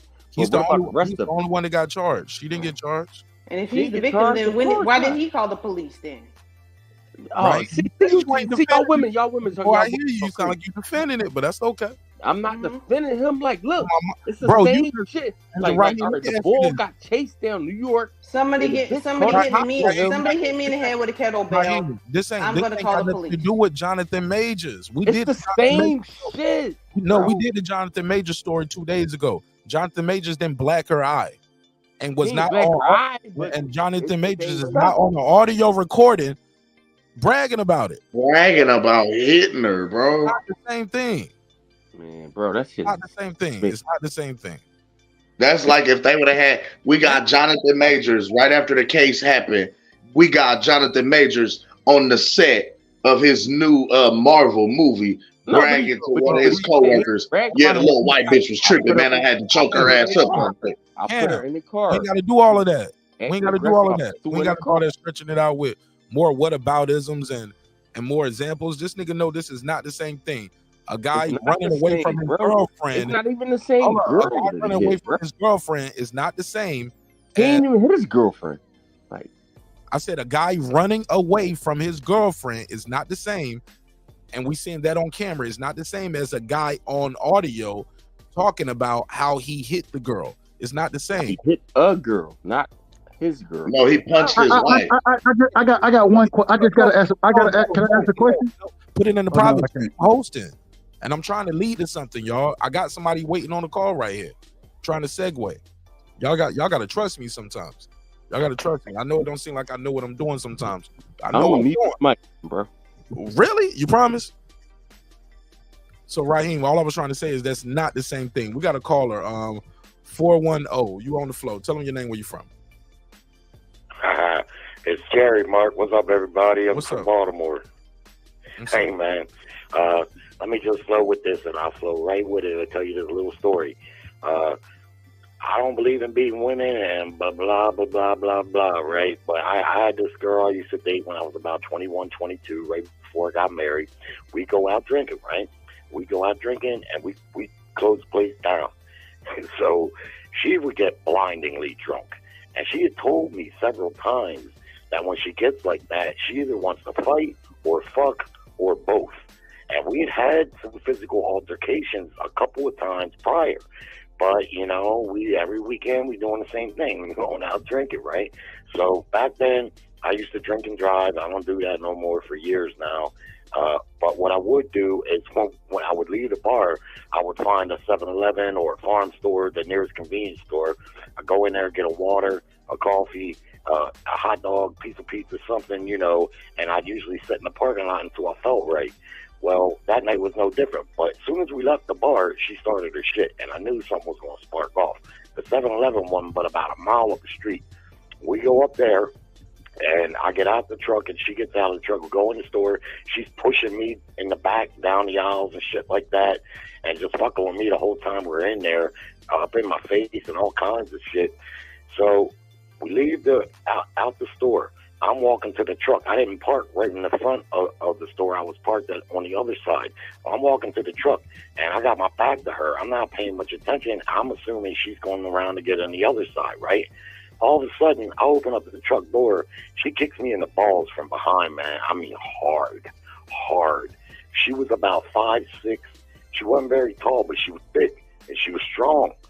And no sooner did she kick me, she donkey punched me in the back of the head, and my face hit the side of the door, right between the eyes. I was seeing stars, moons, and old Popeye cartoons. No sooner did she do that, she's raining blows down on me. She's hitting me with so many lefts, I'm begging for her right. I'm catching it from behind, and I'm feeling major nut pain.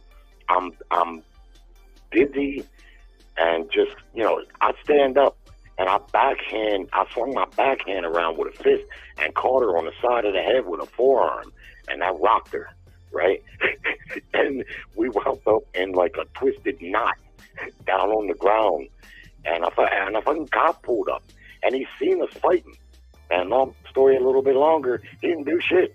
He got us up off the ground. We were clearly drunk. We didn't even do anything. He just let us go. 20 minutes later, we was in the park fucking. How about that? Thank you for that story time. So I guess my point is this. No, beating a woman, that's a different story. We all know the difference between a man physically imposing himself on a woman.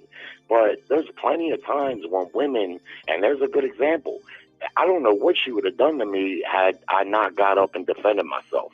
Because she had me in a very compromised position with that sneak attack. Y'all tell me what you would do. I would have told a better story, Jerry. That shit was whack. You waited all that time for that? Well, it is what it is, bro. Yeah, I mean, that's just what happened, you know. But, you know, my point is, if I hadn't have done that, I mean, I don't think she was going to stop beating on me. I was on my knee because after I hit the door, I fell down to a knee, and I felt like, I don't know if you ever been knocked out, but like things was going black, you know what I mean? And she was still beating me from behind. So, no, I don't believe in beating women. Well, what was I supposed to do there? Yeah, No, you got to say like pause next time you say she hit you from behind. That sounds like, it sounds like a self-defense story, but that's not what we're talking about based on the evidence that's been presented with this situation with Jermell Charlo and his whoever he put hands on in Black Day Eye. Like, he ain't say, hey, this bitch came from behind and kicked me in the nuts, and then we was in a pretzel, and then, no, it wasn't none of that. He sounded like he was, trying to defend the fact that he was with somebody who, whatever type of behavior she likes to, present, and he felt like it sounded like he wanted to test her gangster. I'm just saying, like, I've heard men talk, and they talk about, fucking up a nigga who was a bully, the same way that this dude did. Like, he felt like he was being bullied by her, or what? Because if he is talking about his wife, and we don't know, this is a very small woman. like from what I've seen. Not just compared to him, but she's small, she's petite, right? And like I said before, and I know somebody mentioned, I think Rachel, she harped on the kid example that I brought, but there are adults that I go to work with. There are ER nurses who have to deal with people who are on drugs that come in and they're combative and they're angry and they're doing all kind of shit, and we cannot sit up there and just square up. All right, nigga, you want to put your motherfucking hands on me and just box them like that. We can't do that because we are legally responsible and physically responsible to be like, this person is out of their mind.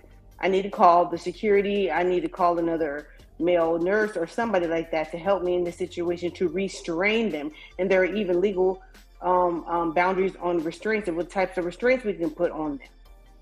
Because if it goes to court, we have to show that we have good reason to restrain them. You can't just hit people because they make you mad. Fair enough. Go ahead, Doug. What was your question, man? Go ahead, Doug. Doug, right side in the building. Go ahead, Doug. You had a question. Yeah, I don't remember the question. I don't remember now. So that's all there, right? Yeah, you got to write them shits in the private chat or jot them down sometimes so we don't forget it. We ain't just jump at each other. Rachel Donaire, what up? Hey, I just have a question. Did you see the video that his wife had posted? Now that's a good question. Is it on IG? Is it on Twitter? Where is it at? It's not on her IG anymore, but there are some YouTubers that posted it that showed like Charlo going into the house, packing, bringing his bag out of the house. She's following him with a camera, saying, "Why are you doing this to me?" And he keeps packing. There was I don't know if Ego had it, but I can't remember. I think Ego might have it. But yeah. Does she sell her face? Is her eye fucked up? No, this is from like she's holding the phone and following Mel around the house as he's packing. I need more context. I'll try to find it though. While you try to find it. But go ahead. What's the context though, Rachel? I'm trying to get it. I'm just wondering how that led up to that. No, I haven't seen the video, so I don't know what came first. Was that before or after she filed a restraining order? No clue. Yeah, context matter and the timeline matters too. But I pass it around. Go ahead. Well, and the thing is, I want to say, I hate to say this. Well, I don't hate to say it. I'm gonna be honest. We done seen the Charlo, both Charlo brothers. We done seen them both react emotionally in situations that weren't nearly as stressful as this situation may have been. And one thing I feel like it, or one thing I know, I ain't gonna say I feel like I know is that when men start reacting emotionally, that's where they get out of control. And I feel like just because of the way they carry and conduct themselves, this could have been one of the reasons that he reacted the way he did. At the end of the day, I just think that the video or the audio, of him is just so incriminating because he had no remorse. He was proud. He was basking in the glory of hitting a female in the eye. He was basking, from my perspective of listening to him. And I just don't think they have a place in society. You can't look at things that way. Especially you being a professional fighter. You know, I hear she has a fight background. It doesn't matter. It matters nothing. You can't put your hands on a female like that and expect to have any type of respect in society. It makes no sense in my opinion. Sure. Like, I think it's amazing that I love how you guys are very respectful towards women. I just think we just all need to keep our fucking hands to ourselves. Everybody, and that includes women. Don't be touching people. Don't throw things. Men don't do the same thing, and everything will be fine. I don't like the built-in excuse that, oh well, she's female and I don't care if there was a knife involved or not. You should not be touching another person. That's what we learned in kindergarten. And I agree with you, Rachel. Let me ask you this though. I want to ask. Even though I agree with it, I do think there's a certain responsibility that's held by men simply because men are physically more imposing than women are. We're bigger and stronger biologically than women are. So I think there is a responsibility to men, regardless of the situation, to make sure that you're able to remove yourself from that situation. You have more physical ability to remove yourself than a woman would have versus a man, right? And so I do think there is a responsibility. You said you had a question. What was the question? Do you think the question is do you think men have more of a responsibility than women do? Like I'm saying, I think they do. Fair enough. Go ahead, Rachel. I guess he was talking. I think that's a moral and ethical responsibility, but I think at the end of the day, don't freaking put your hands on anyone. And we don't know if that happened, but it just keeps leading, because I feel like everybody on the panel has been talking about their stories about how they were put in situations, right? We don't know the situation. I'm going to still stay the same way I was with Tank, that until everything comes out, until if things like after a while get all of a sudden retracted and no, I don't want to do this, because even if she did file, that doesn't mean anything yet until it's fully done. So until it's completely guilty, blah, blah, blah, here's the evidence, you're locked up, and she moves away, like, I'm not going to say anything, because that we did this whole thing with Tank. So that's why I'm like, same thing with Rolly. So I'm just going to keep saying, until we know the whole story, because we don't know what happened. Go ahead, Foodie, because what we do know is this, Foodie. We got audio. But he doesn't say who. Okay. When was that audio taken? Okay, fair enough. We got this audio, though. Why the audio come? So the audio just comes out now coincidentally with this? Are we going to come on, fam. Come on, fam. Like, it's just a coincidence. So why he didn't respond? Why his name is out here going through the mud? This mugshot is fake too. The filing of the divorce is fake. And didn't say it was fake. No, I'm just saying, like, it's called deductive reasoning.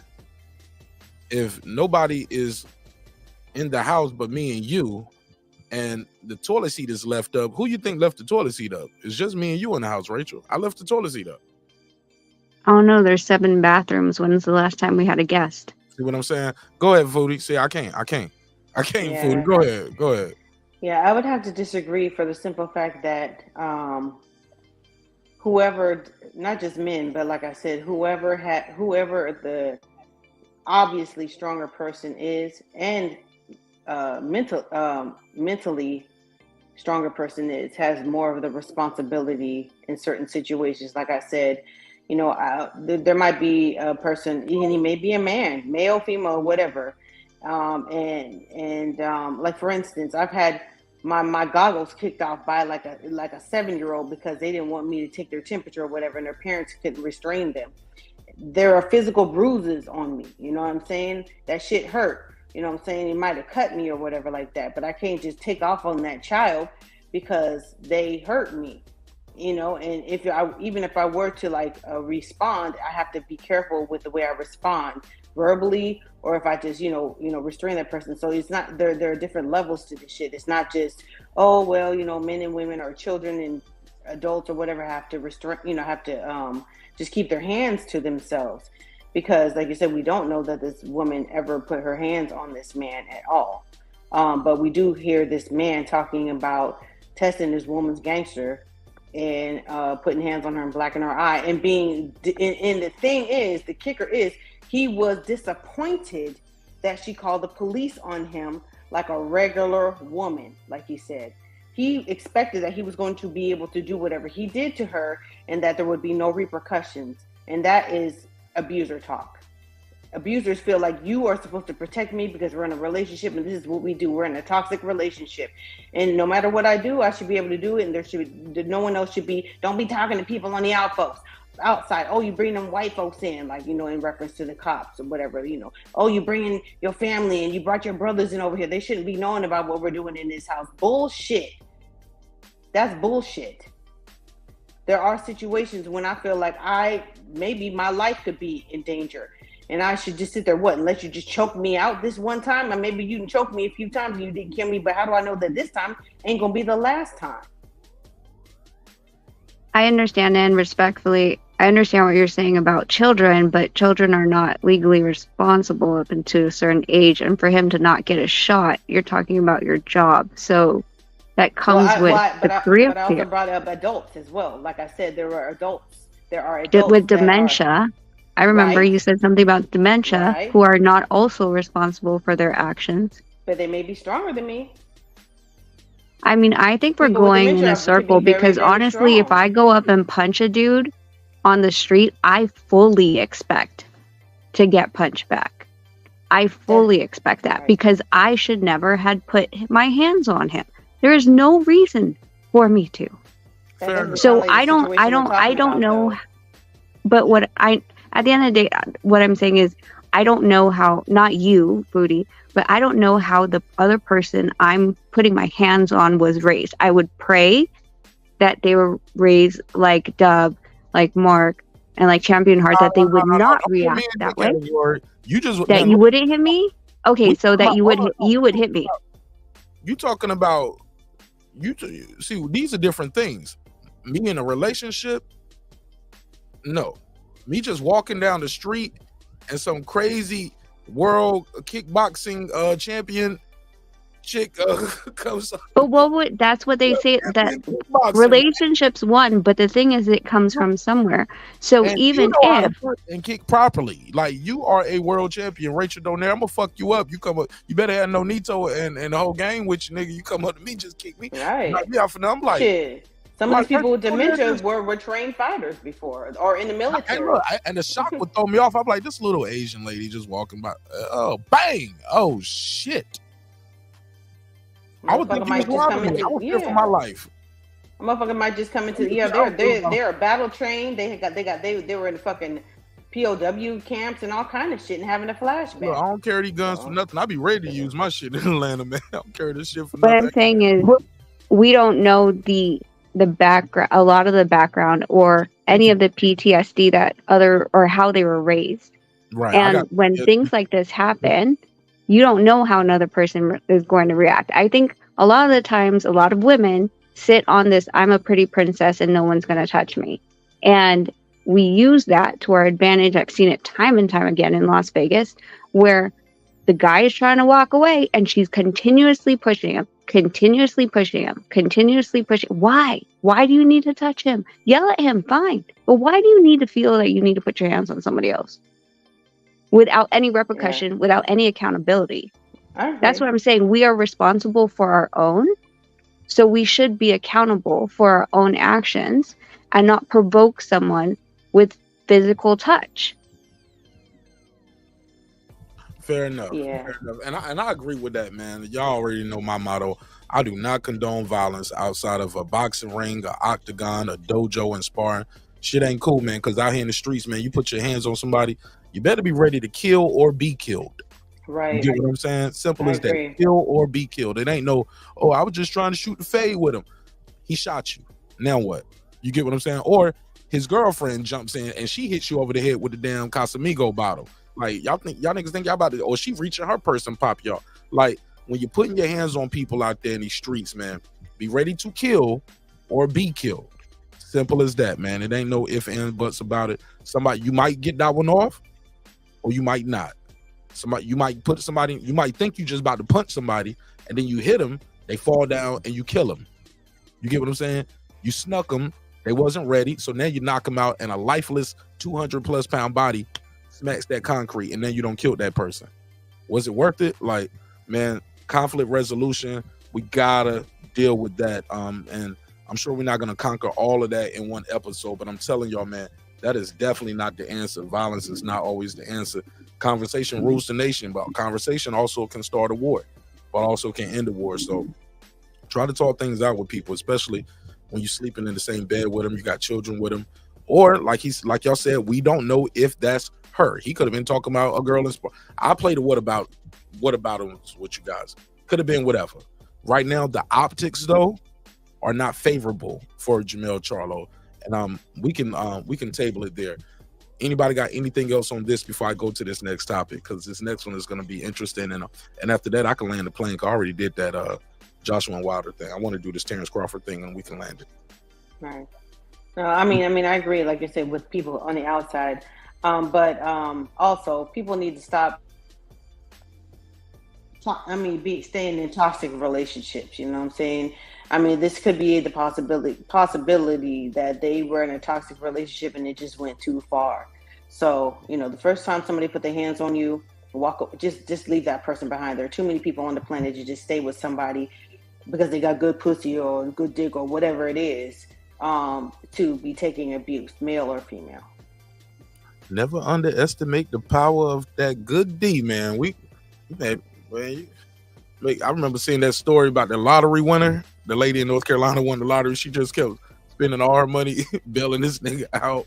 He was tricking off on other bitches. Like, she loved him though. She had kids with him, man. Love is a real thing, but love will make you do crazy things as well.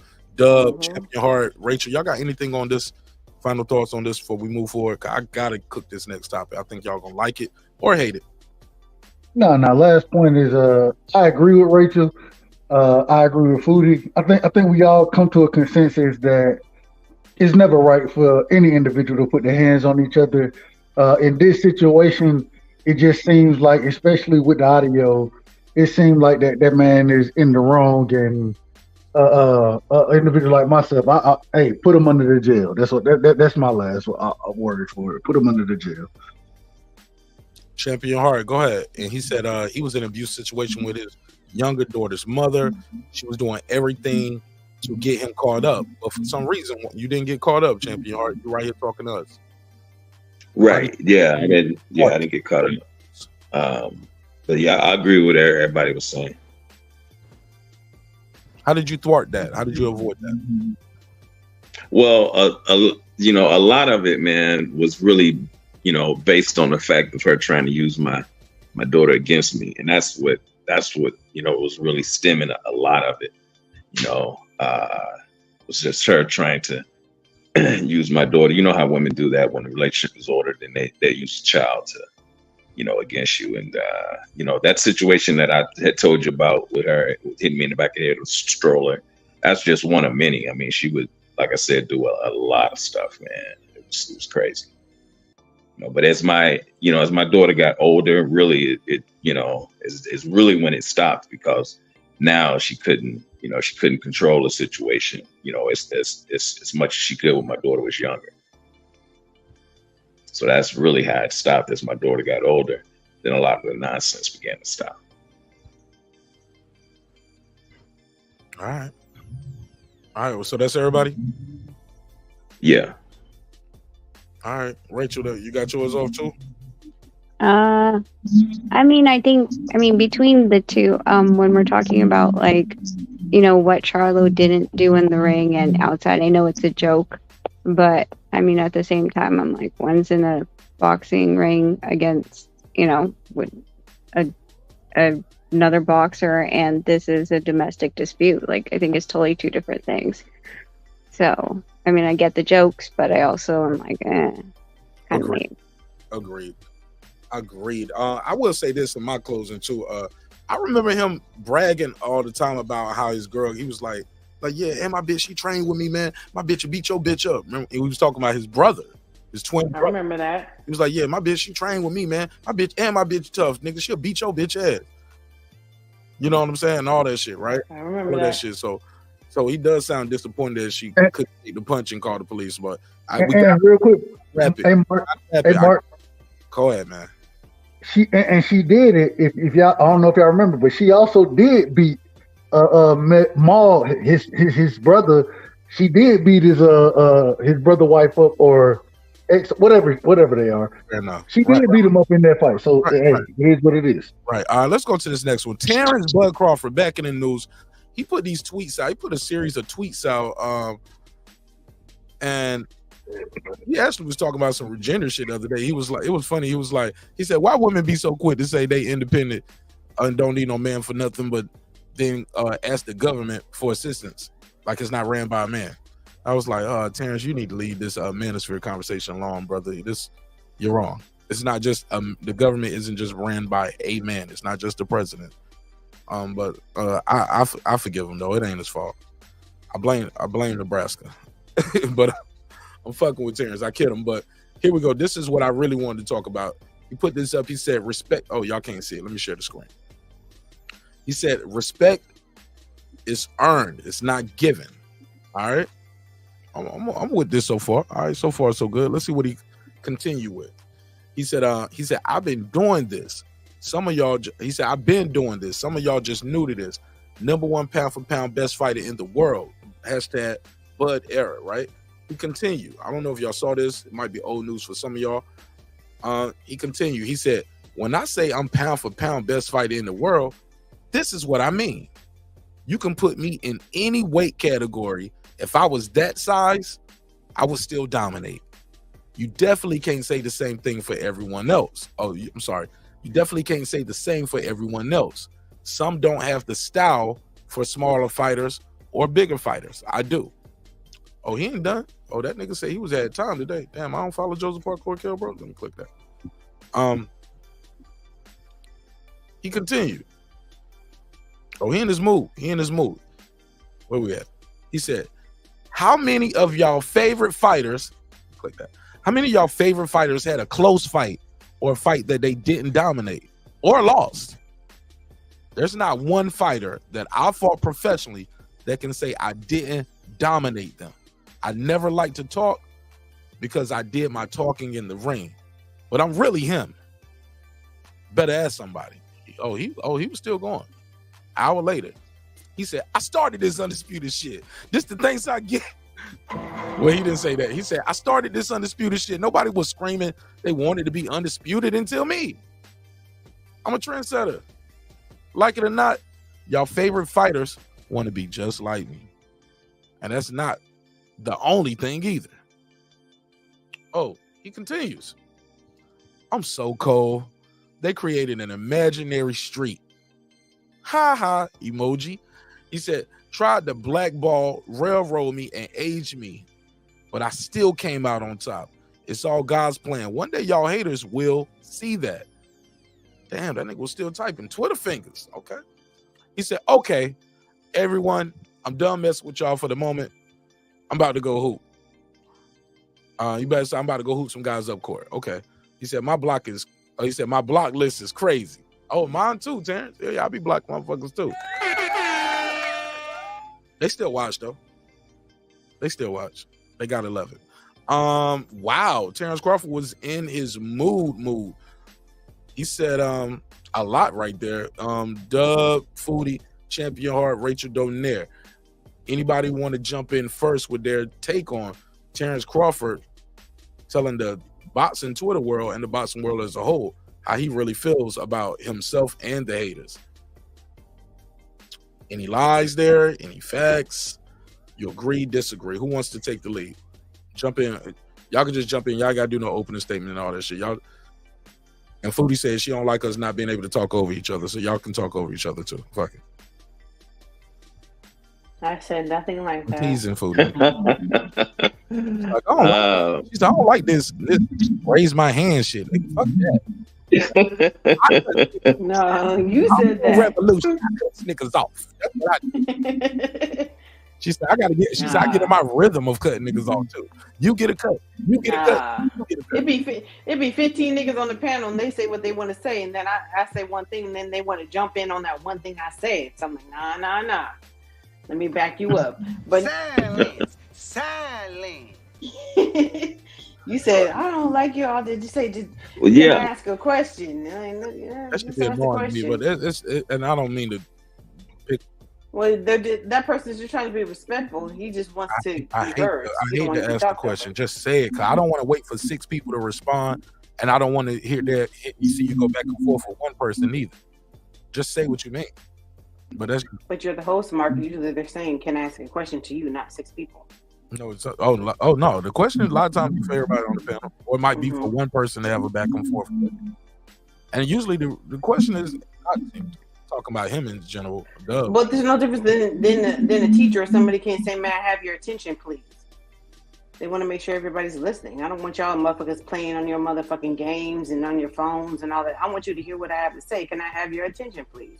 Okay. I feel like that's just being I won't be so quick to. You're right, and maybe I won't have to be so quick to jump to the gun. But in my experience of hosting the show, yeah, it used to be we had to wait for everybody. Oh, my question. I got a question for everybody on the panel. But you can't have it both ways. That's all I'm saying. Everybody on the panel. I don't want. You can't have it both ways. You can't say don't talk all over each other, but then don't ask me if I can ask a question. Just say it. No, you don't have to ask. Can I ask a question? Just ask it, or just say what you mean. If other people are talking too. No, I'm saying when it's your turn to speak, you don't have to. No. You ain't got turns on here. Never mind. Go ahead. Yeah, hey, I like the fact that Crawford is really engaging now. At first he was being criticized for he don't use social media, he don't talk, he don't do this. Now shoot, he talking his shit, man. Let him talk his shit.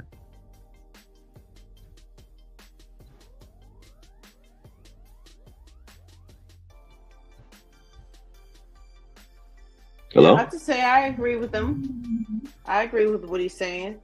Everything he's saying has been said though already. We already know, and he proved that there's no need for the other sides of the street and all that, and he is undisputed. So I mean, he's just reiterating facts at this point. So I don't know where he was trying to go with that. I think it comes from that Mike Tyson we were just talking about yesterday. I didn't watch that whole thing. I was bored with it. No, I'm talking about that one clip of Mike Tyson saying that. You talking about the show, or you talking about that? Oh no, I thought you meant the whole the thing that you showed me. You sent me about the conference. No, I ain't watched though. No, yeah, I just told. I didn't see the show last night. Did you see the? What? I don't even want to talk no more. Go ahead, Rachel. I was motherfucking tired. I'm tired now. Fuck your sleep, man. Put this damn podcast on. Go here. Sleep, nigga. Listen to strangers argue on the internet about nothing. Go ahead, Dub. Dub right side. Okay. Or she said, okay. She said, little one woke up. All right, again. All right. Dub dropped off? No. His mic might be muted, or he might stepped away. No, that was Rachel he was talking about. Rachel stepped away. She said her little one woke up again. Hey, look, hit him over the head with a kettlebell. Don't do that. Yeah, man. Yeah, Tyson was kind of low key hating, man. He was, but he tends to do that, with these new age fighters. Why do you think so, though? Why? He's accomplished so much. Yeah, I know, man. I don't know what that's about, man. Yes, but I mean, I don't think he's the only one guilty of it, but I don't know why those cats do that, man. I think just something they do. Say it again, Foodie. I think Mike maybe hates on the people who ain't been on his show, like Ryan and the Charlos or whatever. Maybe Buzz said, I don't want to be associated with smoking with the whatever it's called, smoking with the show though. He did okay. Leading up to the Spence Crawford fight. Oh, I thought. Oh, yeah, that's true. But that was at their like press conference release or whatever.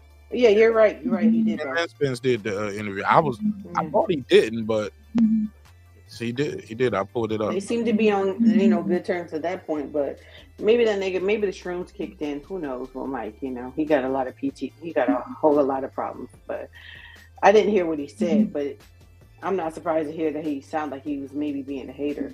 But like I said, Bud ain't said nothing that ain't true. You know what I'm saying? He definitely. I don't understand for people who thought that Spence was going to win, and they must have not seen his resume. They must have not seen what he had done up to that point. That's how I feel, or they just wanted to believe it. So he's talking truth, but he went in there in July 30th and proved his point. So there's really nothing else to be said about it, as far as I'm concerned.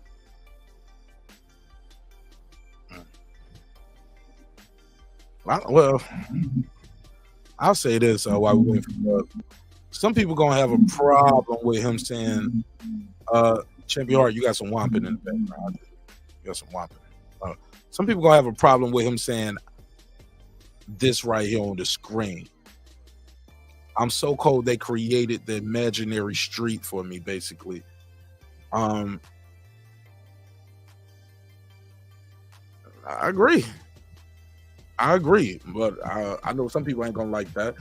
Also, I started this undisputed shit. I know he's not the first person to be undisputed. I get it. First man to do it twice though, right? In the 4 belt era. I thought that was impressive. And to still be doing it undefeated and with knockouts, right? I just think with so many the hate is real, man. I ain't gonna lie. Niggas, boy, they hate this kid, man. This kid from Omaha, but motherfucker keep winning, man. This motherfucker don't miss. He is not missing, man. He batting 1,000 right. Ain't that how they go? He batting 1,000? Batting 100, whatever that is. I don't play baseball. Oh. No, it's batting 1,000, you're right. He said, how many of your favorite fighters had a close fight or a fight they didn't dominate or lost? He said, there's not one fighter I ever fought professional that can't say I dominated. I didn't dominate him. Y'all agree with that? Or would some people say, well, you didn't dominate Gamboa? Because I know some people's like, you struggle with Gamboa. I'm like, Gamboa, he never touched the canvas. Gamboa touched the canvas like 4 or 5 times. Undefeated Gamboa. He had the same record as Crawford. Same amount of wins, same amount of knockouts, no losses. No. I think the kid is a special guy though, man. But I wish he was doing a lot of this shit earlier in his career, man. When he was leading up to the Sean Porter fight and all that stuff. It was like, I don't know. I wish he did a lot of this talking earlier, man, because I think the kid is special though. He did it earlier. It just wasn't recognized until now. I mean, what was done was done. Whether you recognize it or not, it was done. He was undisputed. He did go up to 147 and beat everybody, knock him out. So people just didn't want to see what they wanted to see. That's why I don't entertain conversations with people who feel that way, because clearly we're not looking at the same picture. So, I mean, what's there to talk about as far as that goes? What you mean? I mean, if you sit there and you want to, talk about one fighter who hasn't done that versus the other fighter who has done that, and one fighter who clearly seems to have been fighting people who were matched to be tailor-made to his style versus another dude who was smaller and coming up and having to fight whoever they put in front of him, and he did that and knocked him out, then I don't see how you could feel like they're on the same level and be surprised with what happened on July 30th, 2023. Because nobody I was having a conversation with, or they were just on your panel, could tell me what they were going to do. What was Spence going to do? What were the answers? What were the answers that Spence was going to, he's just going to get in there, he's going to dominate him. Well, you've seen that happen. You've seen boxers, pure boxers, go in there with boxer punchers, or people who just, come forward fighters, and you could see that they don't have any answers because the other person has more style. They have different angles. They have different things that they can do, more tools in their bag. So when this person pulls out some different tools, if they have to, what answers are they going to have for them? I didn't get any answers to those questions I was posing for that. And clearly he didn't have any. Okay. Last thing I got, man. Champ, you got anything, big dog, on this one? No, I'm good. All right, let me say this, man. Did y'all see Deontay Wilder open workout, man? My boy on the board with Shelton Moore sent me this shit. He's smart. He said, check the odds on Wilder, man. He said, you might could make some bread. I was like, what? He said, man, look at him in the ring, bro. I was like, okay. So I pulled up. I did my little research and pulled up his open media workout. Look at him working on some southpaw stands right here. I didn't see nothing wrong with that. I was like, damn. Rather working on a southpaw stance, don't switch back righty. I thought that was an interesting new wrinkle, putting the power hand up front with the power jab. Okay. Thought that was interesting. He's gonna do some stuff in. My man was like, he does a lot of good stuff in where they work in the mitts and stuff. And when we see footage of Wilder, but it doesn't execute in the ring. A lot of times after like two rounds or less, he go back to doing what he do, right? But let me see. Hold on. No, I need y'all to see some of this other stuff that I saw up here. Well, let me reset. Let me refresh this. Cause I need y'all to see what I saw right here. There we go. All right, boom. See right there, look fast. Okay, boom. Then you're gonna start doing some spins, some dancing. Now I get it. This is just an open media workout. You're just having fun. Oh, boom. Okay. I don't know what part of the sweet signs is that, but okay. Just having a little fun, I guess. I don't see nothing wrong with this. I don't expect him to do that in the fight, but some people are saying, hey, is he gonna do any of this in the fight? The jab looks good, but he doesn't execute with the mix with Malik Scott how he does sometimes in fights. And even that right there, I don't know if that's how he gonna block the jab with that hand right there and block it that way. That looks good right there, but that's not how it's gonna happen though. Because Joseph Parker ain't gonna throw the.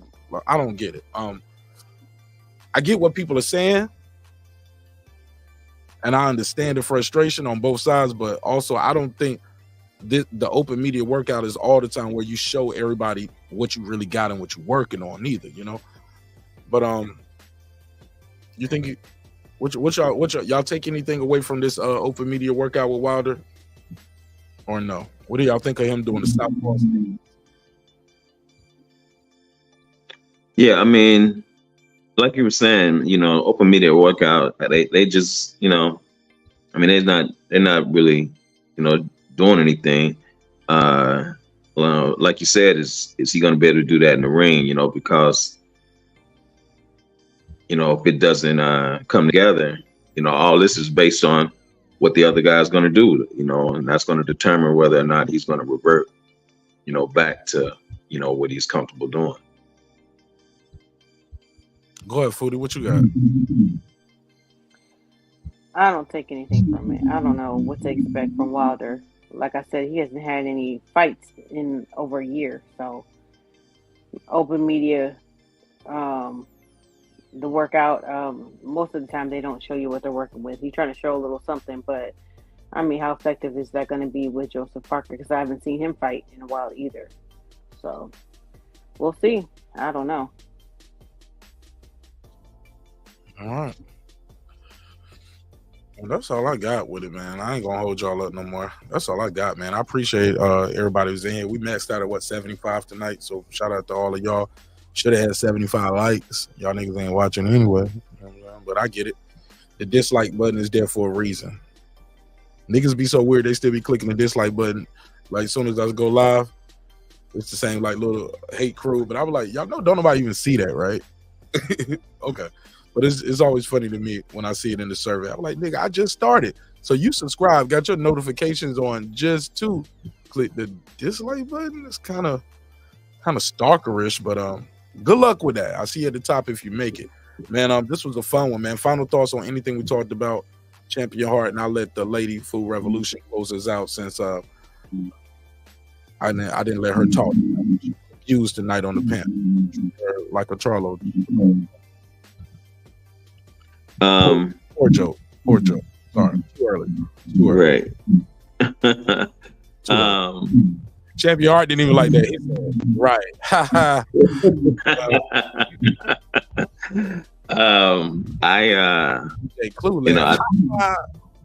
I think that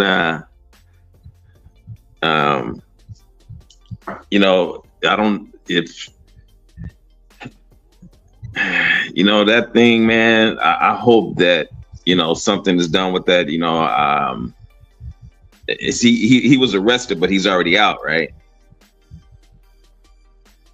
Yeah, he's out. Hello? Yeah, he's out. So, is the state gonna pick that up? Has she dropped the charges? I don't know. Toxic relationships like that, you never know how how they're gonna go. The fact that he was bragging about doing that's a toxic relationship, you know. No remorse, you know, like what Dub was saying, you know. So that's that like you said, Fuda, that really sounds like a history of being in a toxic relationship, you know. So that's bad. We don't even know how that's gonna turn out. As far as the Crawford stuff, man, like I said, you know, now he's vocal, he's on social media, he's talking this shit, man. You know, let him do his thing, man. You know, salute to that brother. As far as the Joshua, Wilder thing, you know, like we said, we've got to wait and see, you know, what happens. You know, his fundamentals have always, you know, been bad. So the fact that he's working on stuff, let's just see if, you know, if we can make it work in the ring. You know, that's about it, man. That's all I got on it, man. I appreciate y'all pulling up on this late night pop up. I'm gonna let Food Revolution close it out, and y'all make sure y'all go subscribe to Champion Heart on his channel. It's called Cooking with the Champ. Cooking with the Champ. It's a dope ass channel. They got some good meals up there you guys are easy to make. Some of them easy to make. Some of them shit's kind of hard. Champion Heart. Yeah, I try and make them real easy. Some of them shit's got a lot of steps. Man, fuck that. I'm going to get a hot pot.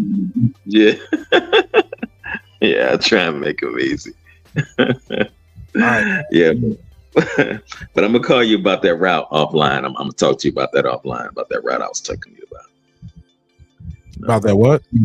About that route that I was talking to you about. Oh, okay, for sure. I'm going to call you about that offline. Cool. Green light?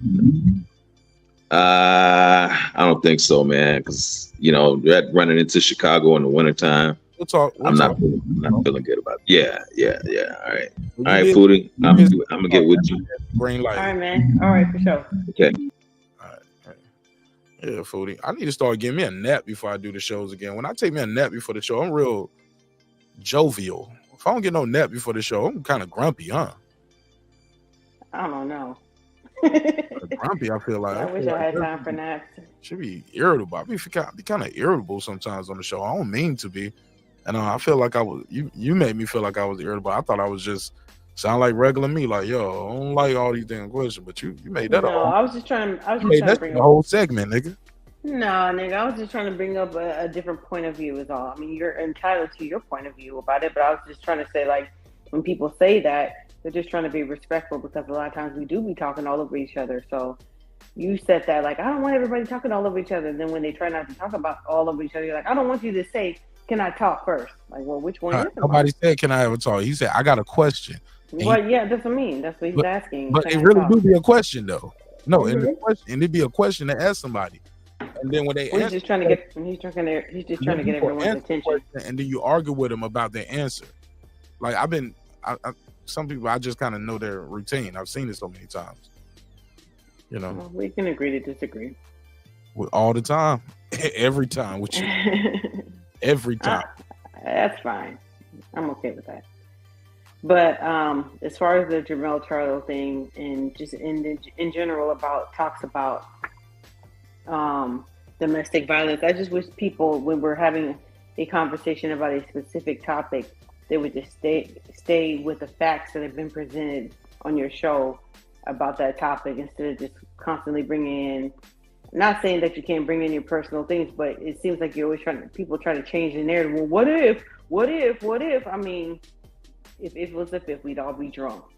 Everybody's had their personal experiences, but let's just stick to what the evidence that we have, that we've been talking about. Because, it could just go all over the place. And then, as far as Terence, like I said, I think I agree with him. But there's really no need to talk about that. Let's talk about the fight that's going to possibly be coming up, the rematch. Let's start promoting that. We're talking about that. All the other shit he talked about government shit, I don't know what he's talking about, so. Yeah, that was a couple of days ago. That shit was weird, right? I mean, he had mentioned something before too, talking about, like, how come Like he felt like fathers don't get enough attention, but women they get. I don't know. I've heard that same type of. He was talking about like people say something about a mother's love, blah blah blah. Like fathers won't die for their kids too. Right. Like, he's right. I'm like, well, where did that come from? I don't know. Did anybody accuse him in particular? Because I've only seen him, from what I can see, be a good father. In Latin, it's called in media res, in the middle of things. That's when like a story or somebody just jump in and start talking like y'all already been talking and you know what the fuck they talking about. I don't know what the fuck you talking about. That's weird. Right. The last tweet before that was talking about Green Bay Packers or some shit. Right? Like, where did that come from? Please elaborate. Like Shelton Moore is good for that. He'll call me and be like, Marq Nash, what the fuck did I tell you about that nigga? I be like, huh? Hello? that's how we started going. Like, bro, I don't know what you told me. And, like, what nigga you talking about? Right. Then he might say, Deontay Wilder. The fuck I tell you about him? I'm like, shit, you told me a lot. Okay. Right. The right hand is what he got. The jab, like, he needs to work on. Then he'll say some shit that ain't got nothing to do with some shit he ain't never told me. I told you the album that he got ain't gonna never drop. That song ain't that good. That song ain't that good. I was like, nigga, we ain't never talked about his music. He was like, yeah, he sound like that's like Brown Boy Fresh. I was like, yo, this thing show more crazy as fuck, man. I was like, I thought I was crazy. The homie, I thought I missed the beat, but I really don't know what you're talking about. Yeah. Show more, man. But yeah. I mean, people do that a lot of times. I'm like, okay, but you know, I'm the one person that'll bring it back to the subject. Like, okay, who you? Where are we going with this? What are we talking about with this? Because, oh yeah, you definitely do that, and I love that shit. Because then I ain't the bad guy. Because I'll be the bad guy when I say that. I'm like, so what's the question? Or wrap it up. Or people go to, I'm like, all right, let's pass it. I mean, because in 1969, when my father, okay, well, that's a nice story, but what does that have to do with the subject at hand? See, I be trying to rap people politely. I'll say, like, if they talking too long or something, I don't feel like we're going nowhere. You'll hear me say, right. Like, I do that too. Okay, like for sure. No doubt. All right. And then when they keep going, see, I don't do the and shit to get you cussed out and slapped up and choked up. Hit with a kettle weight or something. Not like and. I'm just saying. I mean, in my mind, I'll be thinking, and what? Okay, where are we going with this? I always say it out loud. I don't always say the quiet parts out loud. But sometimes people that you could tell when they're talking that they've gotten off track of what they were saying, because that's how the mind works. You get all over the place. But you got to try to reel it back in. Let's reel it back in. So, right. I mean, I understand that we all have similar human experiences, but is that human experience really likened to what we're talking about, or are you just coming from an emotional place? Because that's where you don't want to go when we're all on a panel and we're all talking about a specific situation with a specific person and the evidence that we're talking about that's been presented, because that's right. That's why you have your topics up, right? Right. So can we talk about that specific topic? Because, I mean, if we all did that, then we would just all be just an emotional wreck all over the place. It would, and that's just from experience, talking to people on a regular basis, bringing them in. Okay, what are you here for? Well, 3 months ago, I don't want to know about 3 months ago. You said you have a runny nose right now. Do you have a runny nose? Well, I did yesterday. Do you have one now? No. Okay. Right. So what are you here for? And look, and in my experience, I teetered with the idea of not even doing an open panel on this topic. I was like, man, this shit might get too toxic. You know what I'm saying? So sometimes I'll just take a call, take the next call, take the call, take the next call, take the call, take the next. I might do the show one day where I do like some of these other niggas where, okay, I'll talk to you on the panel. Okay, then you backstage, and then I'll talk to the next person and bring the next person up. But I don't like that. I think people who do it like that, that's just, in my opinion, they don't know how or aren't comfortable with, or they're fearsome or nervous. I don't know. I don't want to project anything that I felt or somebody else might be feeling towards the majority of people who do that, but some people just can't run the show. You know what I'm saying? They can't, control. I don't want to say control. I want to say manage personalities, because it ain't about controlling nobody or controlling a panel. It's about managing personalities. Like, I know you're triggered like this. I know this will bother you this way, this, that, and the third, because you get used to people. I don't know, man. Like that said, Marq, run your show the way you do it, man. Right. Because it is your show. And you can't let everybody run the show. Otherwise, like I said, we'll be all over the place. There has to be a moderator. You're the moderator. And therefore, you don't feel bad if you have to rein people in. Because, they don't have to click the link. Nope. Not at all. So if they can't handle it, like I handle it and you handle it, then don't click the link if you're going to get triggered. Shit, I take the brunt of it. Like, I got to be here every night. That's why I had to tell somebody else too the other day. It was like, well, you don't know how such and such felt about this person being on the show, and I think you should have did this or different, or did that or different, and did or whatever. And I'm like, I got to be here every night. Nobody else got to be here every episode but me. I'm the only one that's responsible for being here. And if everything go bad, like I said in the chat, I said, if everything go bad, fuck it, it's on me. I did it my way. I failed. I'll try it again a different way. But if I do it your way and it go bad, I'm gonna blame you. Right. So it's on me, man, for better, for worse. You know what I'm saying? And I burn it down and throw this whole shit away before I let another nigga have it, Foodie. Right. I built this shit brick by brick. On my mama, nigga, on my mama's mama. Like, we gonna, because I know where it can go. I know how far it can go. I've seen it. I've been a part of it, and I hated myself for that. And I was like, never again. You know what I'm saying? I'm too cool for that, yo. That shit whack, yo. Right. You know what I'm saying? So, fuck that. It's so much shit to talk about, yo. I would never again get up here and do some shit like I did back in 2021. You know what I'm saying? Like, people say you change. No, it's called growth. It's called evolving, evolution. Exactly. If you ain't growing, you dead. And everybody can't grow with you. Sometimes you got to know where your stop is. Like, there are certain people that, are just enemy of a lazy nigga, man, or a complacent nigga. Progress. Right. Yeah. But there's nothing wrong with,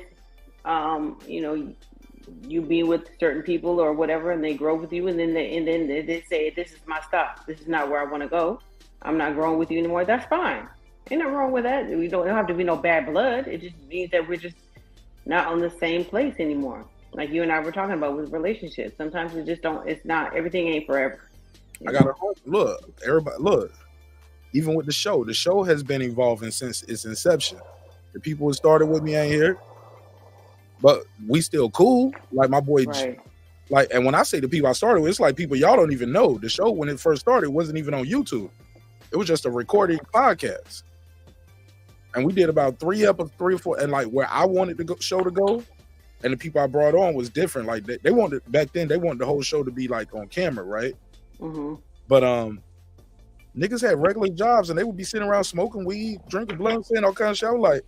I was trying to protect them, Foodie. I was like, y'all know this. Y'all think this shit is just gonna be small. I said, in my mind, this shit is gonna go somewhere. And you work a government job, nigga. You can't be here smoking blunts on camera doing this shit. Like, I thought I was helping the homie out. And then he brought somebody else in, and this ain't even me. And then another homie brought somebody else in, but they wouldn't let the other homie bring the guy he brought in to their crib to do the podcast, because they was like, well, we don't know him like that. I was like, well, shit, the nigga ain't gonna do nothing. Well, we don't know him like that. We fuck with you, we fuck with him, but we don't fuck with his homeboy. We don't know him. So then the other homeboy said, well, I ain't coming if my boy can't come. You get what I'm saying?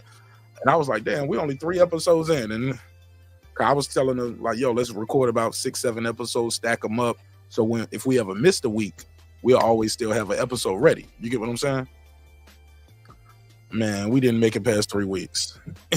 Right. You know what I'm saying? So then I tried it again with my boy Toga, doing the right around the time of the pandemic, and he just couldn't keep up with the schedule. Still my homie though to this day. And the other people, we still cool too. I talk to them all the time, like weekly. These are my friends in real life. You know what I'm saying? But they just didn't really see the vision and the long-term goal. And they was like, man, it's a lot of time and energy be spending this shit. Like, what's the end goal? Or when we make some money, or when can we do this? And I was like, man, we got to build it up. It's gonna take a little minute, but we got to build it up. And now they look up and they be like, damn, nigga, you stuck with that shit. You get what I'm saying? They look up 323, like, damn, nigga, you got over 6 million views over there, and you stuck with it, and it's like almost 20,000 subscribers. They can't believe it. You know what I'm saying? Right. But I just saw the vision, and even now, this ain't even where the end goal. Some of y'all gonna look up one day and y'all gonna be like, damn, man, Marq, you blah blah blah blah blah, or some of y'all gonna be like, Marq, we blah blah blah. Because some people can come with you, but everybody can't go where you're trying to go, man. That's right. One monkey knows out the show.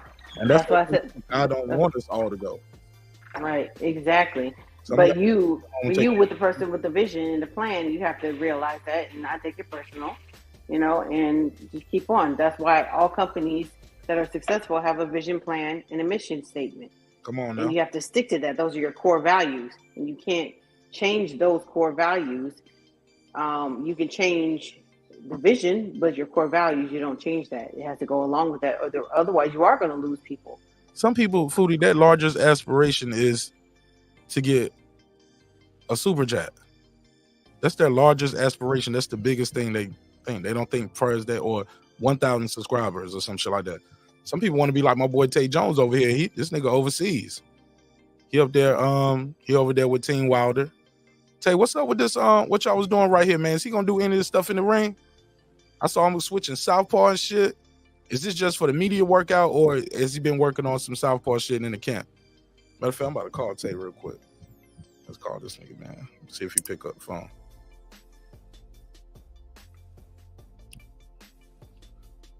They really don't like me doing shit like this. Like, oh man, he think he an industry insider now. He knows some fighters. Hey man, shit. I'm focusing on some people want to hear this type of stuff, so yeah. You can't worry about the ones who don't. Right.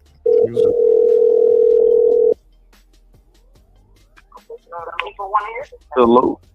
Big Tay, what up, baby? What's good with it? What's going on? Hey man, you out there in Saudi, huh? Yeah, man, I'm up there watching. I see my phone ring. I said, what the hell? Man, how's it out there in Saudi Arabia, man? How y'all liking it? Man, it's lovely, man. I love it, man. I just wish that, America just didn't have so much propaganda against these people over here. It'd be a much better, I think it'd be even much better place, but what they got coming here, man, is unbelievable.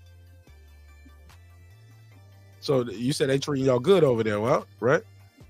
Man, yes, sir, man. We've been eating with the king and the prince, Wow. Take pictures with the sheep, you know what I mean? Stuff like that. So, yeah, just been enjoying it, man. Tay, I got to ask you, man, I'm looking at some of this training footage, and Wilder's getting some praise from some. They say he's looking good, looking sharp. Some people are like making too much of the media workout, but I figured, I was like, I got a source. Let me call the source. They say sources say. Shit, let me call somebody out there who's in Saudi. Tay, talk to me. What is going on with his southpaw stance, or is that something he's just playing around with? Is that something he's taking serious? He might implement that? I'm not gonna ask you to give away the game plan, but is that something he's working on, or how serious should we take this media workout? I just think that's why you got to buy that pay-per-view, baby. Oh yeah, mine. Oh, they can just take my money now. Buying that shit. It's a big card. Yeah, man, I think it's gonna be a good fight. All right, you got any prediction? I know you picking your guy to win, but like you picking a round, is he gonna take him into deep waters, or he gonna try to get him out there early? What's your early prediction? Man, people, well, let me just say this. He did fight Joe Joyce. You know what I mean? He did fight Joe Joyce, but at the end of the day, this fight was supposed to happen back in 2017. I still have the footage when Joseph Parker came in our locker room. I still got that footage.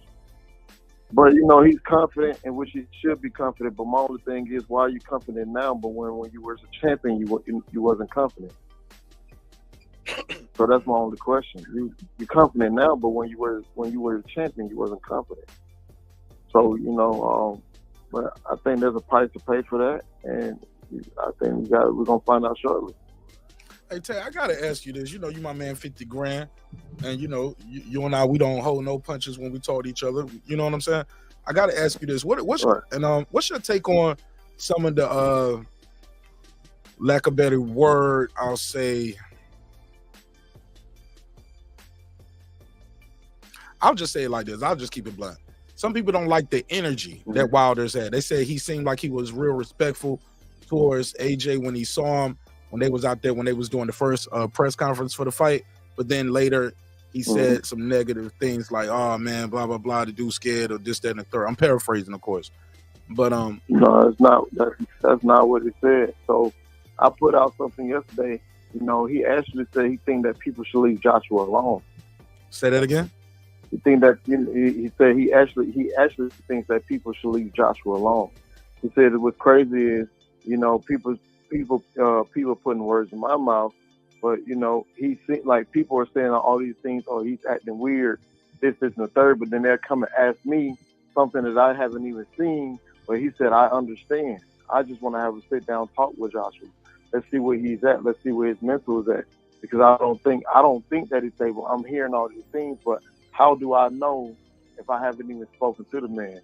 But what I can tell you is they're saying all this stuff in the media, but what they're not telling you guys is they're trying their best to keep us away from him or him away from us. So they're not telling you guys that, but then when I get online and hear what people are saying, it's totally different. So I'm like, what the fuck is really going on? But I know for a fact that I put a video up yesterday of him speaking of Joshua. Not only did I put a video up, Ellie put a video up, and many other people as well. I mean, at the end of the day, he's still being respectful because he just said that he wanted to see what's going on with him. Everybody keeps telling me, or he seemed like he's in a dead space or he's acting weird. Even when we was at the media day yesterday, everybody, you can hear all the different fighters talking, but you hear him whispering. So everybody asking, it's not just the fans, but it's everybody asking, like, what's wrong with him? What's going on with him? Everybody's asking that. But I only heard Beyonce say, man, I think people should leave him alone. No. I'm talking about, well, I didn't even see that. I was talking about what happened when they first did the announcement of the fight, and it was the big press conference, big stage, everybody all up there. And I know what you're talking about. And then he did an interview, and I don't know what was up with his mouth. He was talking like this. Was he swollen a little bit from sparring? Did he have some dental work done? Who? D. No, he probably had one of them when he got some gold teeth. So one of those gold teeth probably. He got some bottoms. He got bottoms too. Okay. So, but in that interview, he seemed like, I don't know. I wish I had it queued up, but he just didn't seem like the same guy where it was like, man, I got love for the brother. Even if we don't fight, I wish him the best.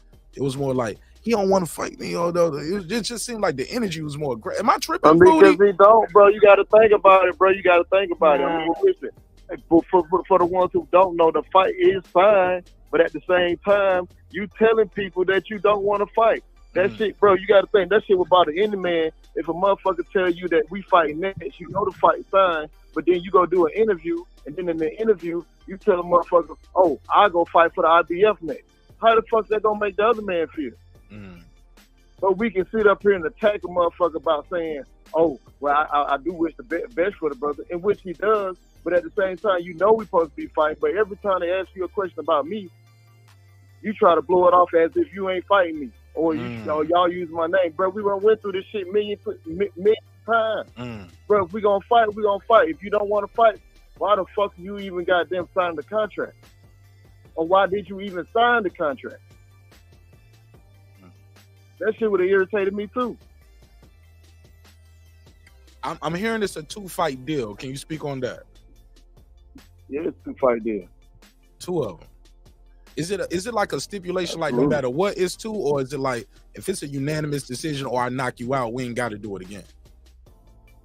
All I know is Deontay signed a 3-fight deal with the Saudis over here. And that's Joshua was supposed to be the second fight. That the next fight, and then the fight after that supposed to be the rematch. Okay, so this is one, and then there's two more. Are they in the same year? Do they have to be? Or are they gonna be like the Fury and Wilder rematch, where they spaced out like over, get one this year and get the other one, next year? No, actually, the Fury fight was supposed to be back to back, but it was Fury who needed an extra fight. And COVID. But you talking about the first fight? Right, after the first fight, it was him who needed an extra fight. That's why they did it the way it went. But this fight supposed to be back to back. Is that locked in? Like, no, it ain't no. Is that locked in? Nah, you ain't doing no. No, it's already signed. Okay, It's already signed. Would they be in the same year? Both in 2024? I don't know if they'll be in the same year, but I know one's supposed to be in March, and I believe the other one's supposed to be at the end of the year. So we'll see. Okay, go ahead. I think Foodie got a question or a statement. Go ahead, Foodie. My girl, Food Revolution. She on the panel. You can't see. Huh? Oh. No, I was asking who. Oh, her name Food Revolution. She's a fan of the sport. She's on the panel. You can't see her. Go ahead, Foodie. Hey, how you doing? I just want to ask is Deontay still with PBC, or is this just like an independent deal, or how's the deal being worked out? So Deontay was never with PBC. He was on the sign Al Heyman, through what you call that as a advisor or manager. As an advisor, he was on the sign as Al Heyman as an advisor. But by Al Heyman being an advisor, guess what? That led to him fighting on his production company, which is PBC. He was never PBC, but hey, however you want to take that. Okay. So is Al Heyman involved in this fight at all? Or is it just him and Shelly Finkel? Just him and Shelly. Deontay is own boss now. He was not his own boss with Al Heyman?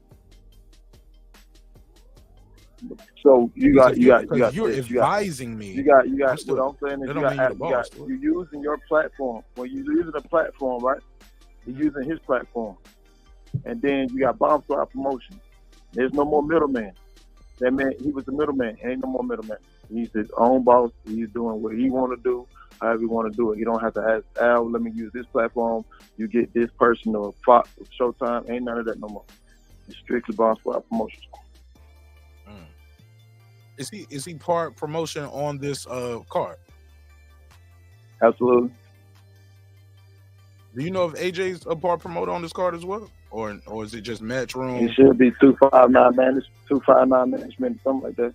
Should be as management, or is it like 258? Yeah, 258. The 258. That's his promotion company. 258. Yeah.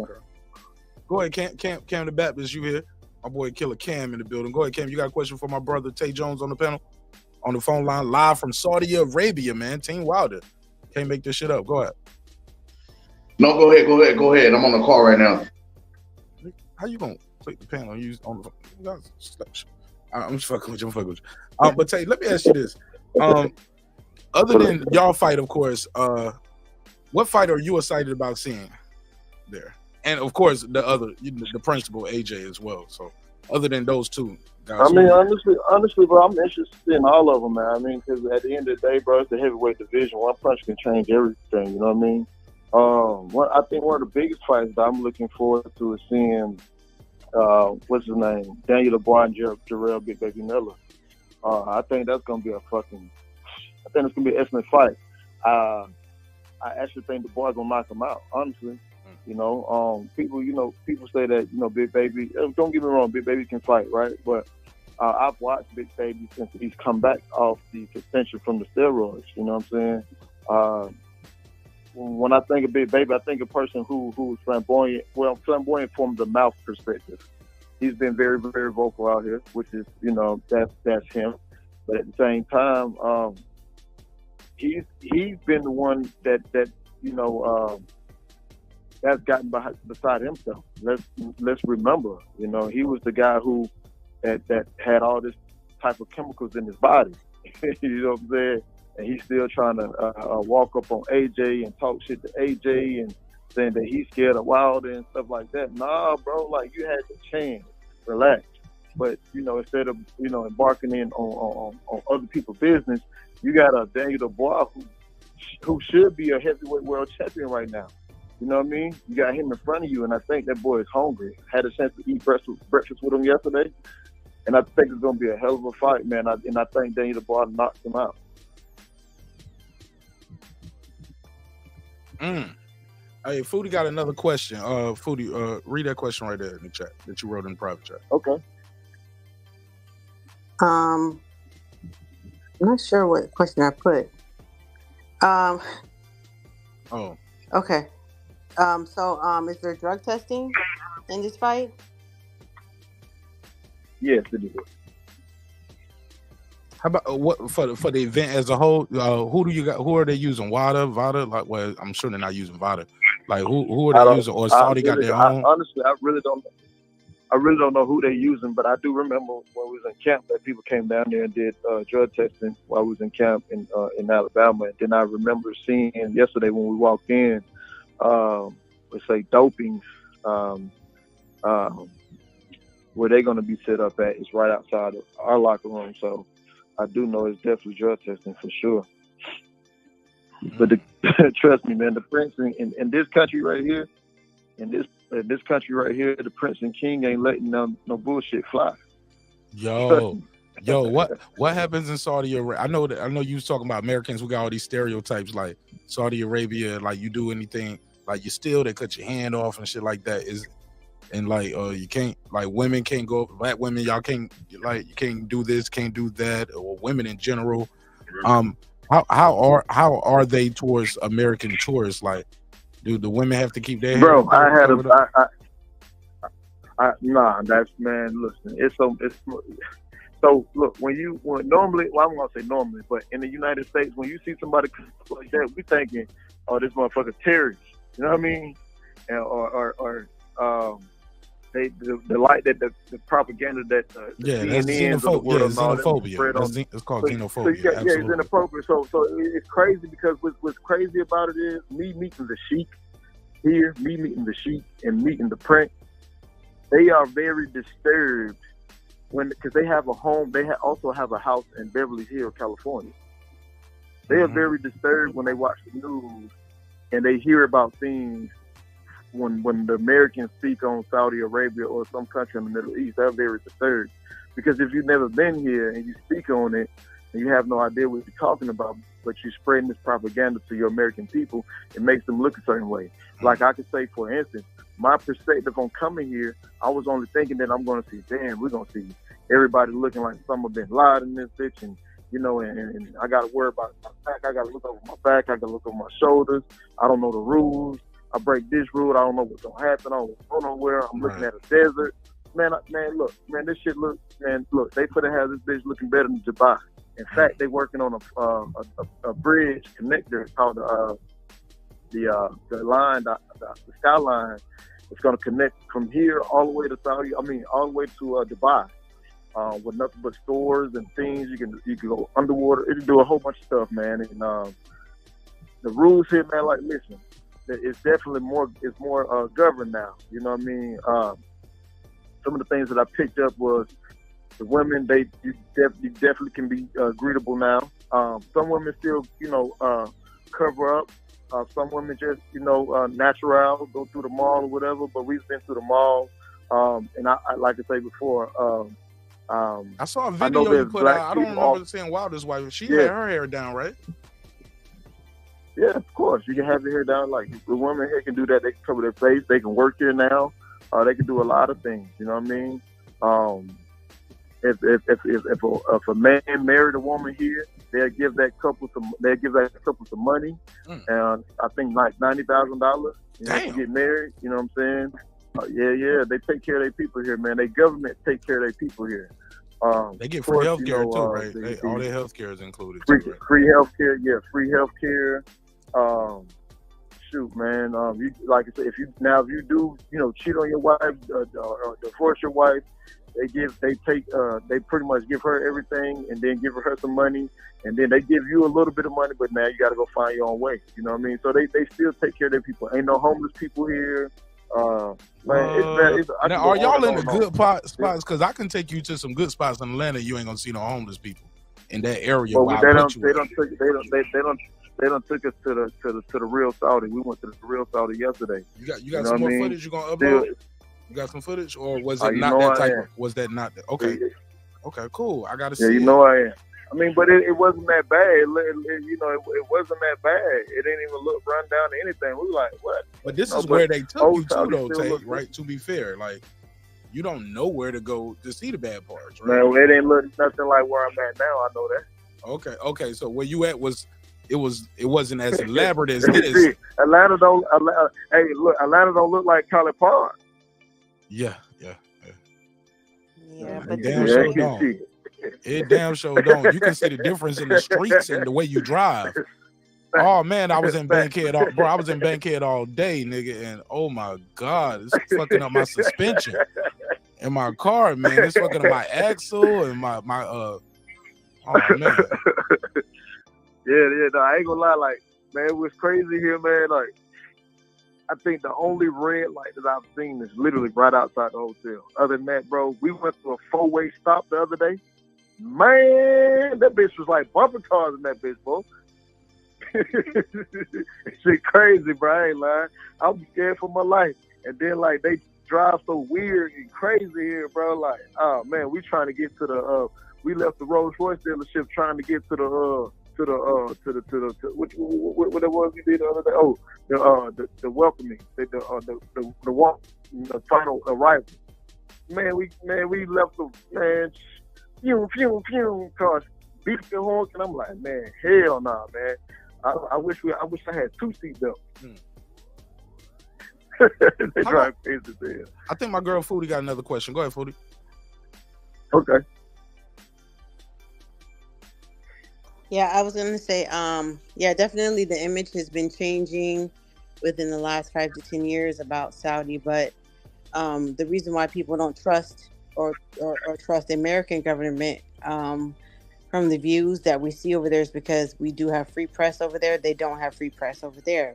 They're able to control the narrative much tighter over there, so we do only see what they want us to see over there.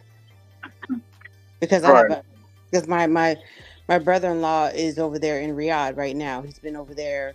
He's been going back and forth.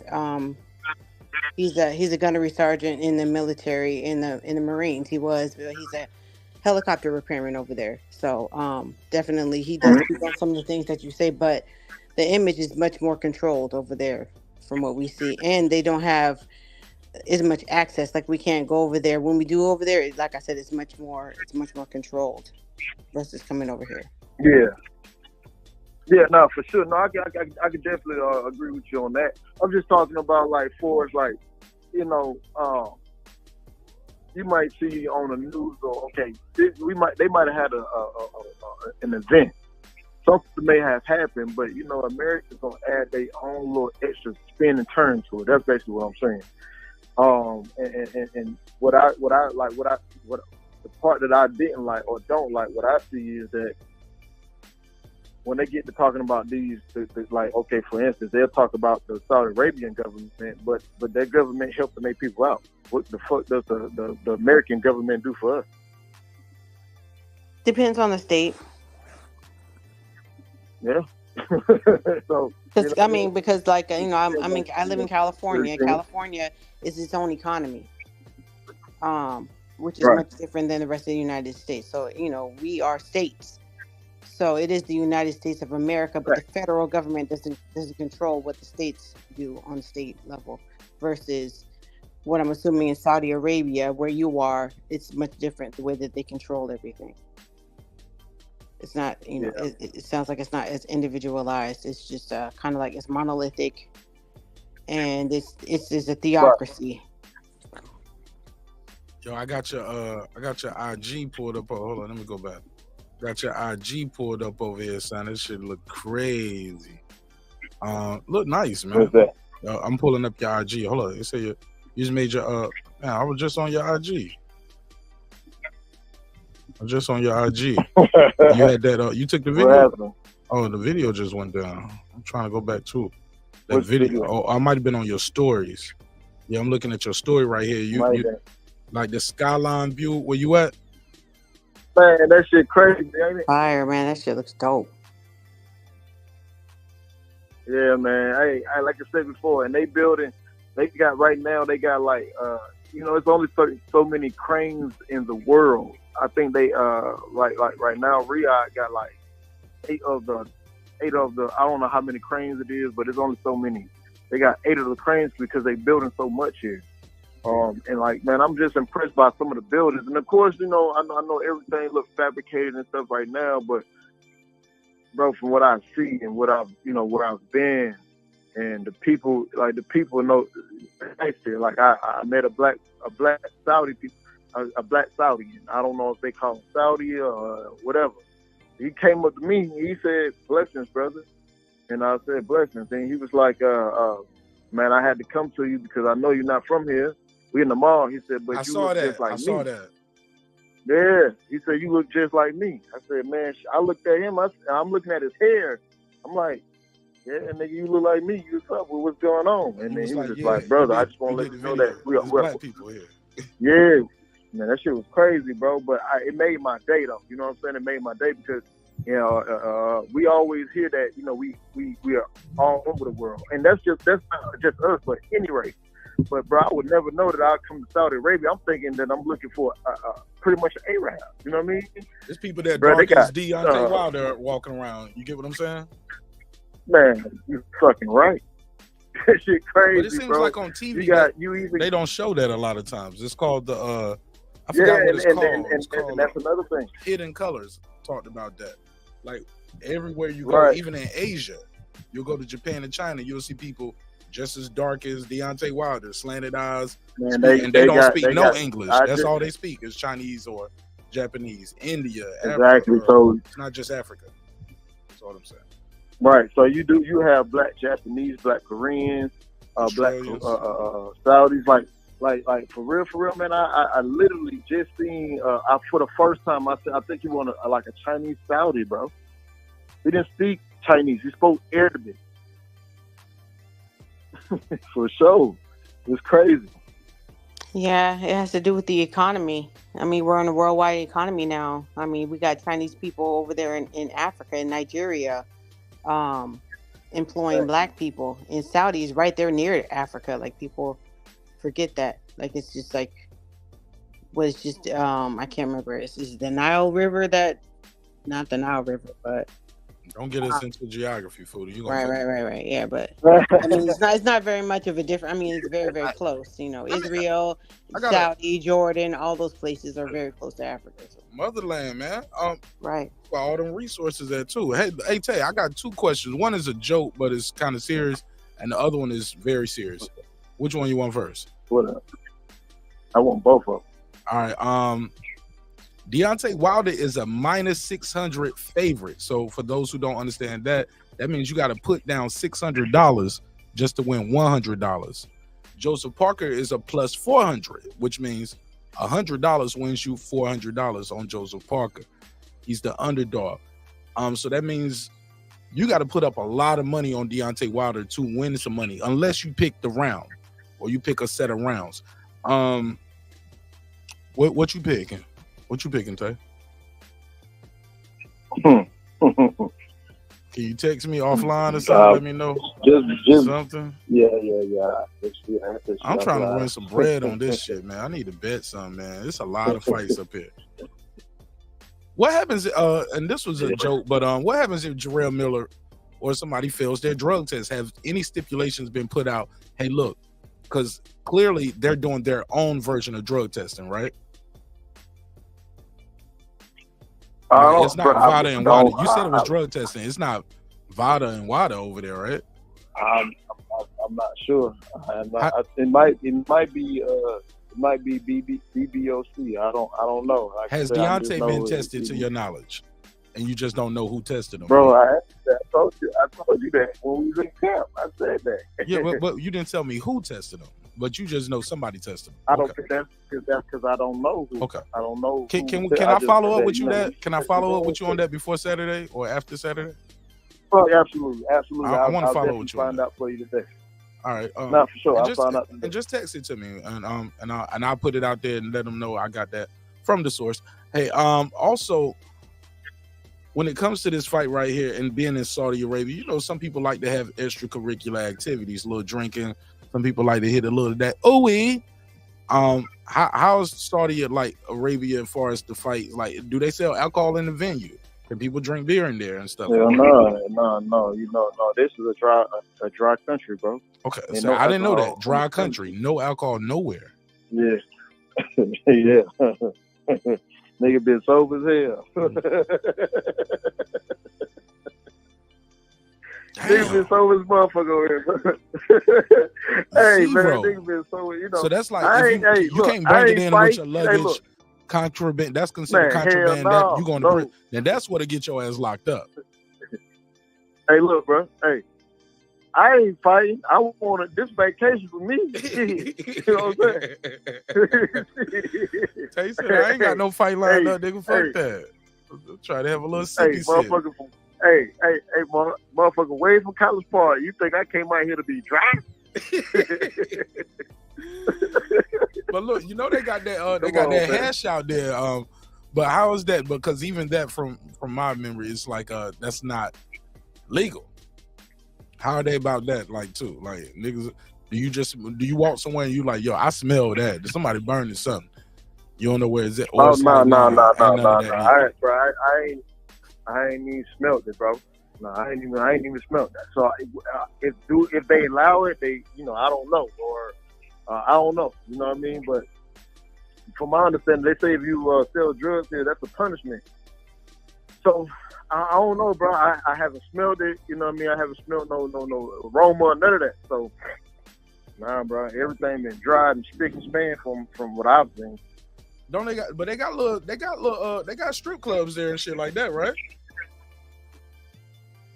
Shit, where? I ain't seen that. Man, you need to go to the round of where the American installation at around there? Where the closest American base to you?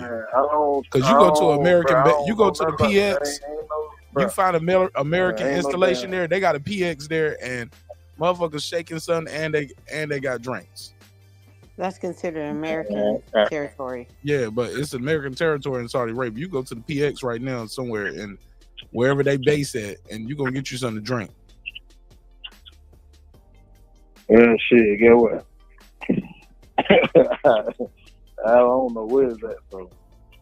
Yo, they smoke hookah out there? Country might be dry, but that base, wet as a motherfucker.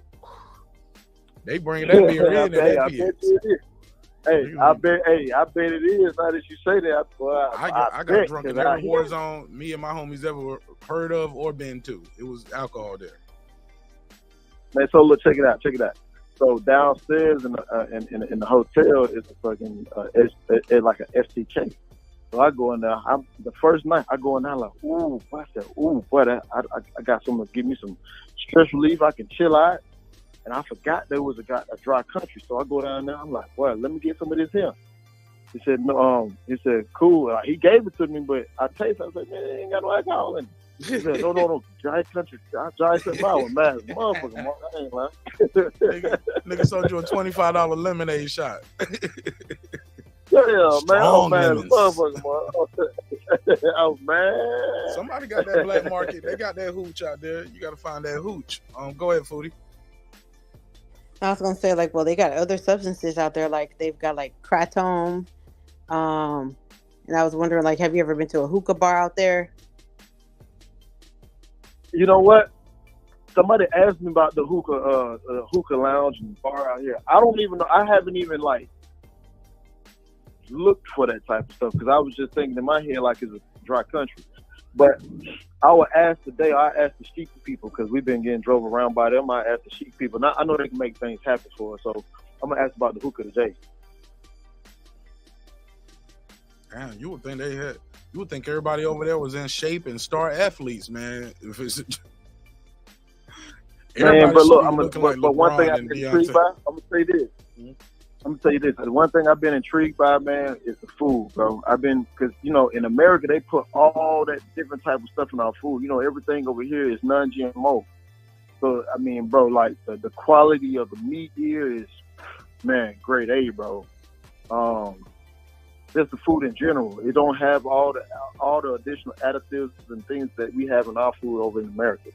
But then you got to think about it. Of course they will. I mean, they get free health care. You think they're going to put stuff in their food and have you going to the doctor because of this, and the third? Nah. So it makes sense. So, but the food has been excellent, bro.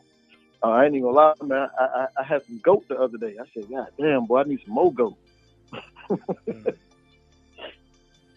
I think it has more to do with like they just grow their own, not just GMO. Like GMO is more for people who have mass market food, worldwide, like imported and exported food. They don't really deal with a lot of imports, so they just grow their stuff there. Like if you were to live off of your land in America, then you wouldn't have any GMOs either.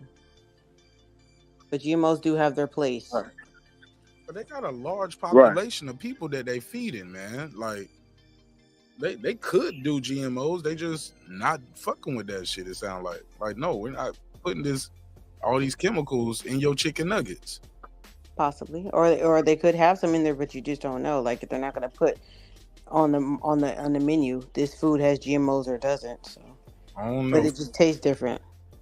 I don't know, Foodie. You might have just added that part. I mean, well, you don't know for a fact that they don't. What Tay? Why did you say they don't have no GMOs? I'm gonna go with good point, Foodie. Let's ask Tay. Just from the sheikh, talking to the sheikh, and of course talking to the prince as well. You know what I mean? And just giving us their knowledge on what the old Saudi and the new Saudi, what is happening, and how things are ran here, giving us just more of what we don't know type of stuff. You know what I mean? And that's literally almost everything for sure. But just listening to them, and then when the food arrives, for instance, we was talking about he wanted to get some milk, but he said he wanted almond milk, and it was like, well, why would you get almond milk when we got camel milk, which is the healthiest milk? I never knew camels can produce milk. I never knew that. In my mind, all camels are boys. It ain't no girl camels. I don't want nothing. Yeah, so I always think of Joe Camel. Just learning new things, and I'm hearing it from the prince, who is the highest of the king, is the king, the king's son, and then at the same time, the sheik who don't answer to the government, but he answers to, the king and the prince. So just listening to those two guys, it's like, okay, well, it ain't just coming from the body, not the body, but the persons or Saudi Arabian civilians. You know what I mean? It's coming from the upper hand. Well, what if the person is vegan? Do they have like vegans over there? Yeah, they got people who eat just vegan food. Yeah, they do. Then they would want almond milk, right? Plant-based milk. I can't answer because I don't know. I know they have vegans. Matter of fact, one of the workers who was with us, he didn't eat any other food because he's vegan. You know what I mean? So he had his. I seen like he had got some hummus and stuff like that. You know what I mean? So, but it was, Hey, so I don't know much about vegans here, but they do something. Tay, did you try the camel milk? Shit, I'm trying it tomorrow. You gonna try it tomorrow? That sounds like boy milk. Yeah, I'm gonna try it. And of course, for the people who don't know, they do have American imports. You can get a Coca-Cola and shit like that, right? Oh yeah, of course. I wish I was on the camera. I'll show you one of the Pepsi cans, and I got a Pepsi glass right here that I hadn't took down last night. But yeah, man, it's been cool, man. Like you say, the food, different things that I've been doing. Like I'm getting ready to go back to the mall. I've been going to the mall today though. But what time is it over there? 11:29 a.m. I was just about to ask that. Like, what is the? Like I'm looking like I think it's 11 hours. Isn't it? I'm looking at Well, depends on where you're at. I know on the East Coast it's 8 hours. Yeah, from New York. Yeah. No, I didn't mean like We they. 8 hours, yeah. So go ahead. Because I didn't mean that they didn't have any exports or imports at all, but like if you have a Coca-Cola from Mexico and a Coca-Cola from America, it's like different, like the way they process it. Yeah, the sugar is different too. Yeah. They use real sugar. Yeah, it is. In Mexico, like it goes Yeah, back it to what he is. was Versus, saying. yeah, versus high fructose corn syrup. Yeah, we use the bullshit here, because it's cheaper. right? And we profit off Hey, man. killing our people. Yeah. Why we Unfortunately, have so many diabetics and obese people over here. I had a question. What kind of jobs do you see that, or what, you say you talked to she, what type of jobs are women allowed to have, and what about like the educational system? What type of education do they allow women to have over there? Like, do you see? So, from, like what I've learned about the education is that they go through, their through the schooling. The ones who go to college, right? The ones who go to college. What they do is they graduate, and once they graduate, the government gives them a job in the field that they just graduated in, and that's for all students. And they give them some money. They give the government give them some money, and then they give them and put them in the job that they're in. Now, what I've seen the women, I've seen pretty much yesterday. I called a car because I had went somewhere, and the driver that was supposed to be driving me, I don't know where he went, but I called me a car anyway. But one of the ladies, it was a lady who picked me up. You know what I mean?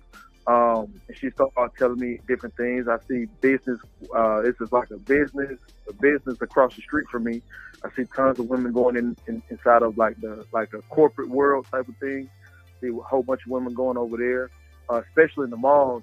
It was pretty much a lot of women working, the women's stores and some of the manly stores and some of the, up class stores and things of that nature. So it's been looking like, they from like I said before, I know that the women can do much more than what they've been able to do in the past. You see what I'm saying? So I've been seeing like the regular job. Any protocols after the fight? Like when are you guys supposed to fly out after the fight? Some people leaving at different times. Like we flew over here as a team. So we flew over here as a team, right? Mm-hmm. But the thing about it is, of course, some people got different time zones, and some people goals are just to get right back home so they can be home in time for Christmas. Like myself, and like two of the other coaches, like we're flying out at 6 a.m. right after the fight. There's some people who not even leaving until like 11 o'clock the next day. You know what I'm saying? So. So the fight, now, what time the fight for y'all is going to be at night, and it's going to be morning for us, correct? It's going to be afternoon for y'all. Afternoon for us, but it's going to be at night for y'all, correct? Yeah. And you said some of y'all flying back out. But far as the fighter himself, is there any protocols like you have to stay here for at least another day, clear medical, this, that, and the third, or is D leaving right after the fight? How long do you know? When is he supposed to? Yeah, he's flying. He's not flying like right after the fight, but I know he fly out. I don't know what time he fly. Like I said, everybody flying out at different times because everybody's situation is different with their family for Christmas. You know what I mean? Yeah. I was just asking about you and D. And shout out to Joey. Well, I'm flying out at 6. I'm not. Yeah, I'm not. I'm flying out at 6. I think Joey fly out the next day. But I don't know what time he fly out, and I don't know what time Malik fly out. But I'll ask though. All right, if everything goes great, so far so good though. Everybody treating you good. How do you feel about Saudi Arabia? I did an episode taking over boxing. Do you see more marquee fights going over there, or do they not even really have an interest for those other guys? It's really just about the heavyweights with them. So. No, they got an interest in other guys. There's gonna be some other guys fighting on the undercard in the card in February. I think this is gonna be one of the. I'm not gonna say a Mecca or nothing like that. I'm not stupid, but they're gonna have some fights that take place over here. They got a budget that they're working with. like I said before, now this group right here, there's two different groups, but one group that I just learned of the other day, and this is pretty much breaking news. Skills challenge is no more. There's no more skills challenge. Those are the same people who signed Badu Jack. Those are the same people who signed Derek Shore. That's the same people who signed Usyk as well. There ain't no more skill challenge. Ain't no more skill challenge, from my understanding, right? So this group right here is called Excellency, by a guy named Turkey. He's actually like right next to the Prince and the King as well. So they actually gave him a budget to work with some things, and he's been doing some great things. And I actually do see it being very, very impactful because of the quality of work that they're going to get over here. You know what I mean? I don't think they're trying to put together any bullshit matches, but at the same time, they're going to make you work. You know what I mean? It ain't just like, okay, yeah, we got a lot of money, but you still got to put some work in. You know, they're just not giving motherfuckers, 50 million right here, 60 million right here. No, you got to put some work in. You know what I mean? And they just had like this big venue where Kanye West was here. I forget, Beyonce and a couple other people was just here. You know what I mean? So they're doing their thing, bro. And I definitely do see this being one of the places, especially off the budget that they have, one of the places in the next couple of years that going to continue to grow. Okay. Kim, you got anything for Tay? Brother put up on the panel just to show his yellow sweatsuit off, I guess. Somebody in chat told me to ask you, a shout out to the kid is back. He said, who's the main event? Wilder or AJ? I believe AJ is. Wilder's the co-main. AJ gonna close the show. Some people said AJ seemed like that's part of the reason why he was upset in that first press conference, because they announced and introduced Wilder last. And he kind of people got to get off that bullshit. Do you think it's cap, or do you think he was upset about it? People have to get off that narrative. This shit has to do nothing to do with the big promotion companies. This shit has nothing to do with them, right? They knew all along that at some point we're gonna have to make a decision and flip a coin on who gonna walk first and who not gonna walk first. I mean, hey, they just so happen to have two of the biggest fighters in the heavyweight division on the same card. That's all it is, bro. And I just wish people stop making such a big deal about shit, because it's not about a big deal. Now you'll listen to Eddie say one thing, but you'll hear Turkey well, you probably won't hear from the King, but the Turkey and the King will tell you something different. You know what I mean? So, but who is Turkey for the people who don't know? What I told you. Who is Turkey for the people who don't know? Man, the man with all the money. The man with all the money for this budget. So if you go to Turkey, damn, I ain't even, you can't see the screen, but yeah. If you go on my timeline on Twitter, Mark, you'll see what I retweeted Turkey. You'll see what I retweeted on Turkey, and he's that's the guy. Yeah, I'm gonna go to your Twitter real quick, and I can close it that way. Yeah, that's the guy. And what did you put on Twitter? Let me share your screen. People just gotta start making a big deal about shit, man. It's crazy, man. It's crazy. I see you saying can't see no timeline. Can't see no timeline. Is Twitter tripping or am I?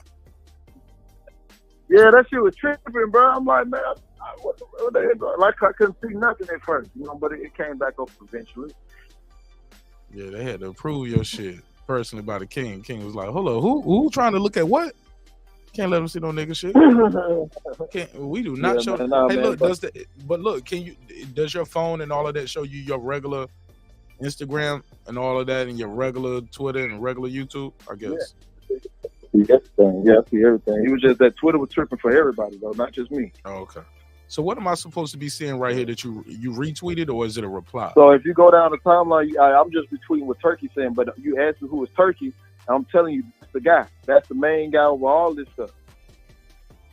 That's the man who got the money. That's the man who got the budget. The King and Prince put him in position for this type of stuff. All the stuff, all the entertainment, bringing, T.I., bringing Kanye West, Beyonce, all those.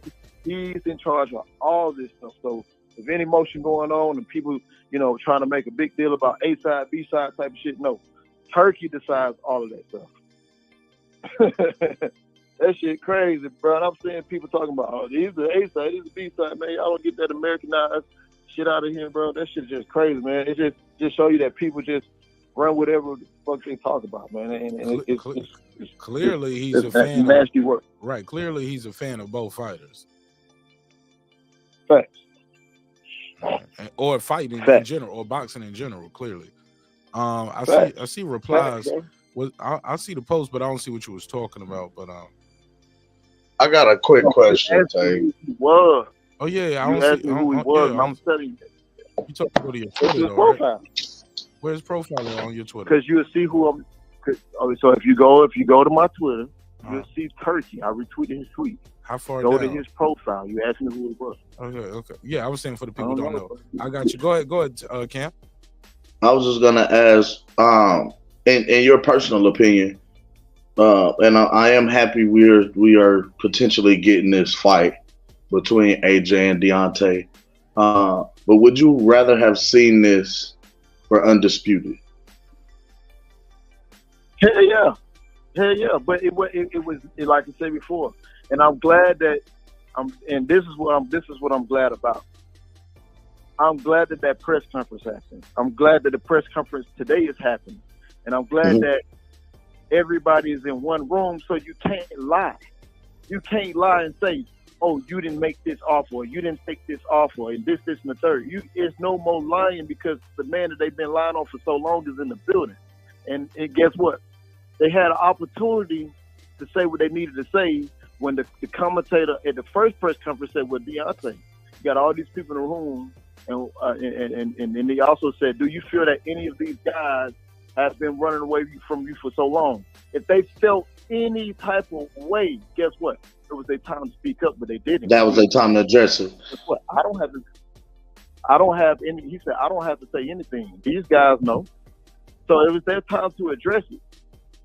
But they've been lying for so long. You see what I'm saying? But hey, it's what it is. But I'm just glad that, you know, everybody in the same room, so you'll see for yourself who's lying or who has been lying all along.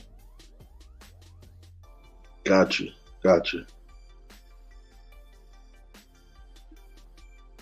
Yo, look, I just saw this video start. Hold up, they got that whole little Vegas bubble out there already, huh? The sphere. That that shit hard. Yeah, well, they got the sphere out there. That's crazy. Y'all see that? Yeah, that shit hard. They got the little sphere spinning. That's crazy, yo. Got the little pyramids lit up. Oh, that shit raw. Yeah, it's crazy, man. Yeah, they got some tight. No, man, they got some tight stuff, man. Like I said, I've been thoroughly impressed. Mark, man, listen, I ain't gonna lie, like,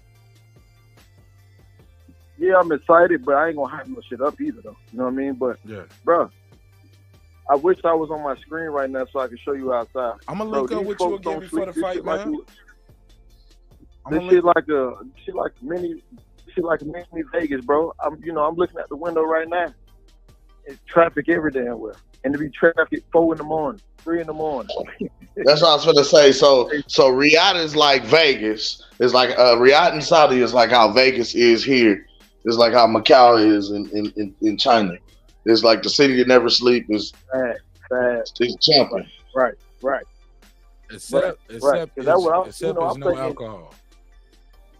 Ooh. Ain't no alcohol. And there ain't no smoke neither, right? You said no smoke neither, right? I'm like, ain't no gas? No. I ain't seen no. Niggas smoke cigarettes. They definitely smoke cigarettes out there. I do know that. They definitely smoke cigarettes. I know that. So that for a figgity. Like, they definitely smoke them cigarettes. Back to back to back to back to back to back to back to back to back. Them niggas be chain smoking. Them motherfuckers. They definitely them niggas smoking in the shower. Niggas be taking a shower and smoking with his arm out. Now that's crazy work right there. That's so like, damn. It's completely dry. Right, dry as your cough, nigga. Get off the phone. So no alcohol, only wine. Cam missed all of that shit. Cam said only wine. He thinks you can drink some wine out there. It's great. It's fermented. It's healthy.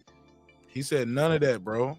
Dry. That's completely bone dry. Wow. Wow. Do you think it'll ever get to a point, Tay, where they like they're gonna have they'll allow it, but it might just be like in the arena. Like you can't buy it on the street. You can buy it in the arena. You can't leave the arena with it. But you can like if you're an American, you can do it. But all y'all citizens here, no. But if you're a tourist, you got a tourist ID, yeah, you can get you something to drink at the fight. Can't take it with you. Do you think it'll ever get to some point like that, Tay? Man, bro, I'm gonna be honest with you, bro. They don't have to. You know what I mean? If you don't need to bring the big shows, the big fights and stuff like that, you got. And then again, you're gonna have to make or you can drink a certain amount type shit. You know what I mean? But they're gonna have to, bro. You know what I mean? Because like the best soccer, I think they I forget the name. I guess the Saudi Arabian soccer team, they signed one of the biggest soccer players. And what happened was they wanted to sign him. At first he rejected it because he couldn't, you know what I mean, he couldn't bring his wife because he's not married. And then he said he ain't coming. And they made accommodations for him. So they're gonna have to, bro. Okay. Yeah, they gonna have to, man. Well, Tay, I'm gonna I got Cam, I gotta wrap this one, bit. Like I wish you was talking while I had him up here for the last 45 minutes to an hour. I kept calling for you to say something, but I gotta slide, B. I give you one more question with him, but I gotta go. No, go ahead. I was about to say, I said I like to travel. Give me what's the best thing you had over there food wise? Give me something to go on when I do make it over there. I ain't even gonna lie, boy. We had some goat the other day.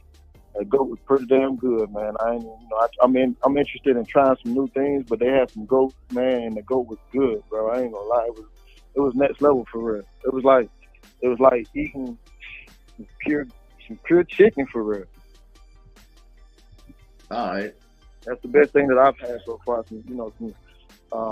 And they burgers because like they don't put those chemicals like the U.S. put in their food over there. So they burgers are, and I don't even eat beef. So for me to be saying that they burger was top notch, they burger was definitely top notch. Yo, did you eat some camel yet? No, I'm gonna get that camel toe food, that meat. Yeah, I'm gonna get that. Yeah, yeah. Hold on. Oh, yo, you got your lady with you? No. I don't get it. What you mean, some camel toe meat? Is meat in the camel toe? Oh, you joking? Hey, look. Nah, I'm gonna get the camel. Like, nah. Yeah, I'm clowning. It's the food. I know what you're talking about, but nah, it's the food. Like I know they eat camel over there though. I know they eat camel meat and rice. Yeah, they do eat camel. That's why I asked you. Yeah, they you do tried eat camel. Yeah, I ain't tried it yet, but I want something to eat that camel toe. I ain't want to say that. But yeah, I wanted to.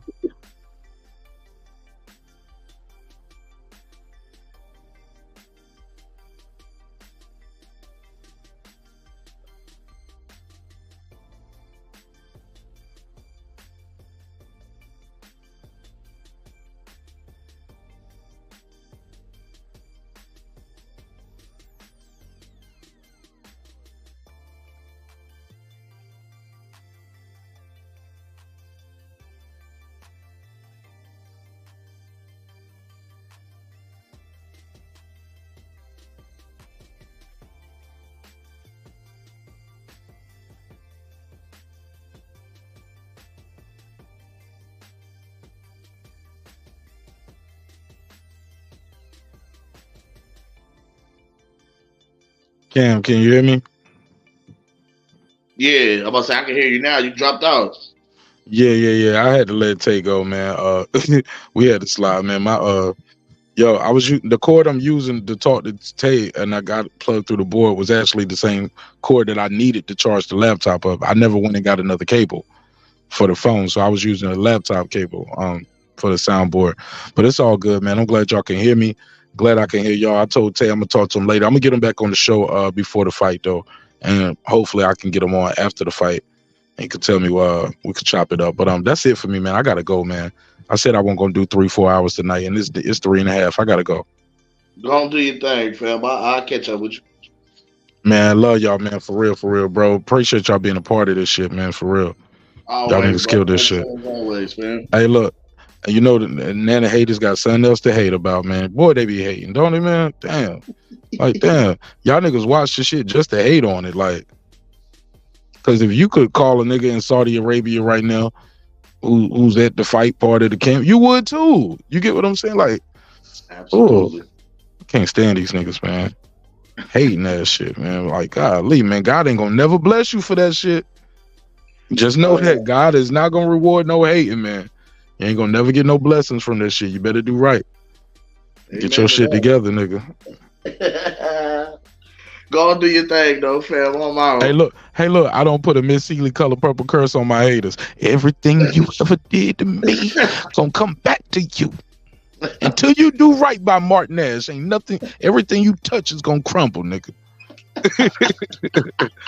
Your ugly ass, nigga. Fuck these niggas, man. Yo, I'm out, my nigga. Cam, plug your dope ass channel and shout out to the crew. Plug your crew. Bro, you already know, man. It's your baby, Cam the Baptist, 1/3 of the apostles of the YouTube boxing community.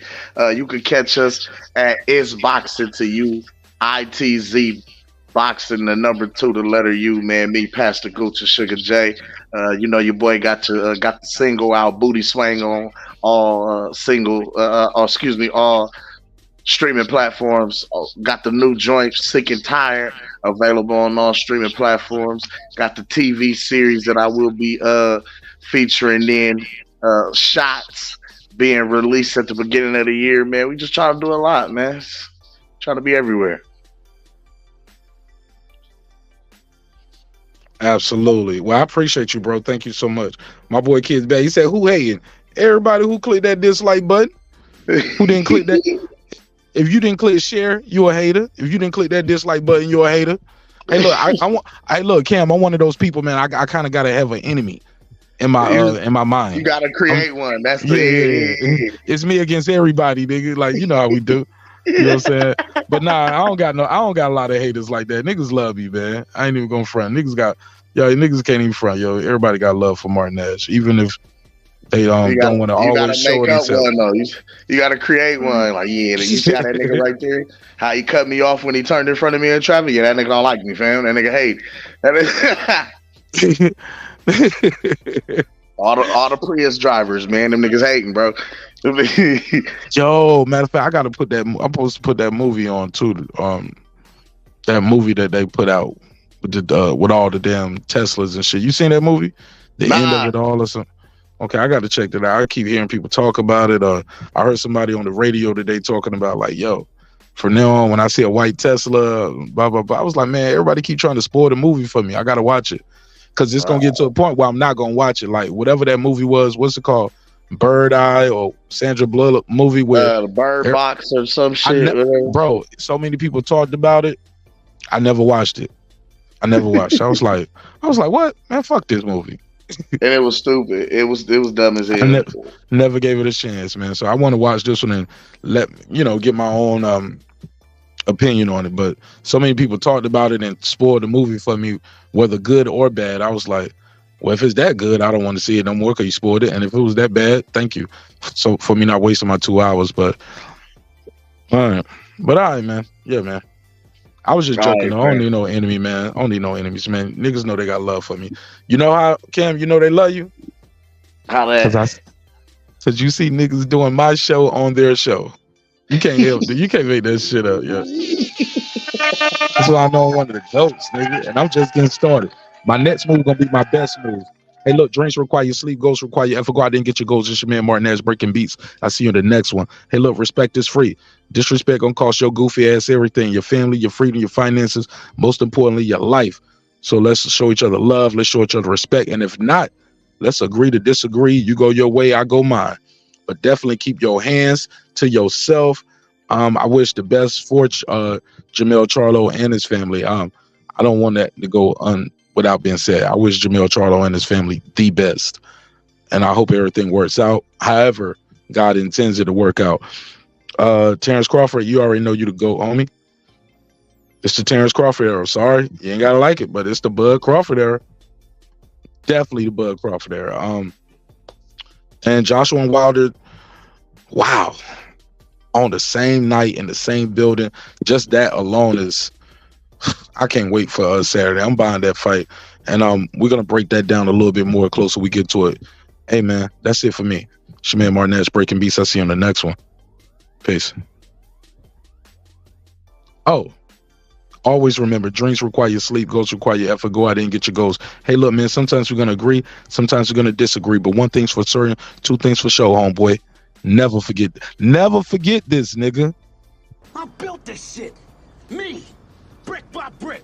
And I'll be damned if I let you tear it down just because you don't like the way another nigga talk. Drive, motherfucker. I love it, Cam. That's how you do it. This that squad sound. This is me now.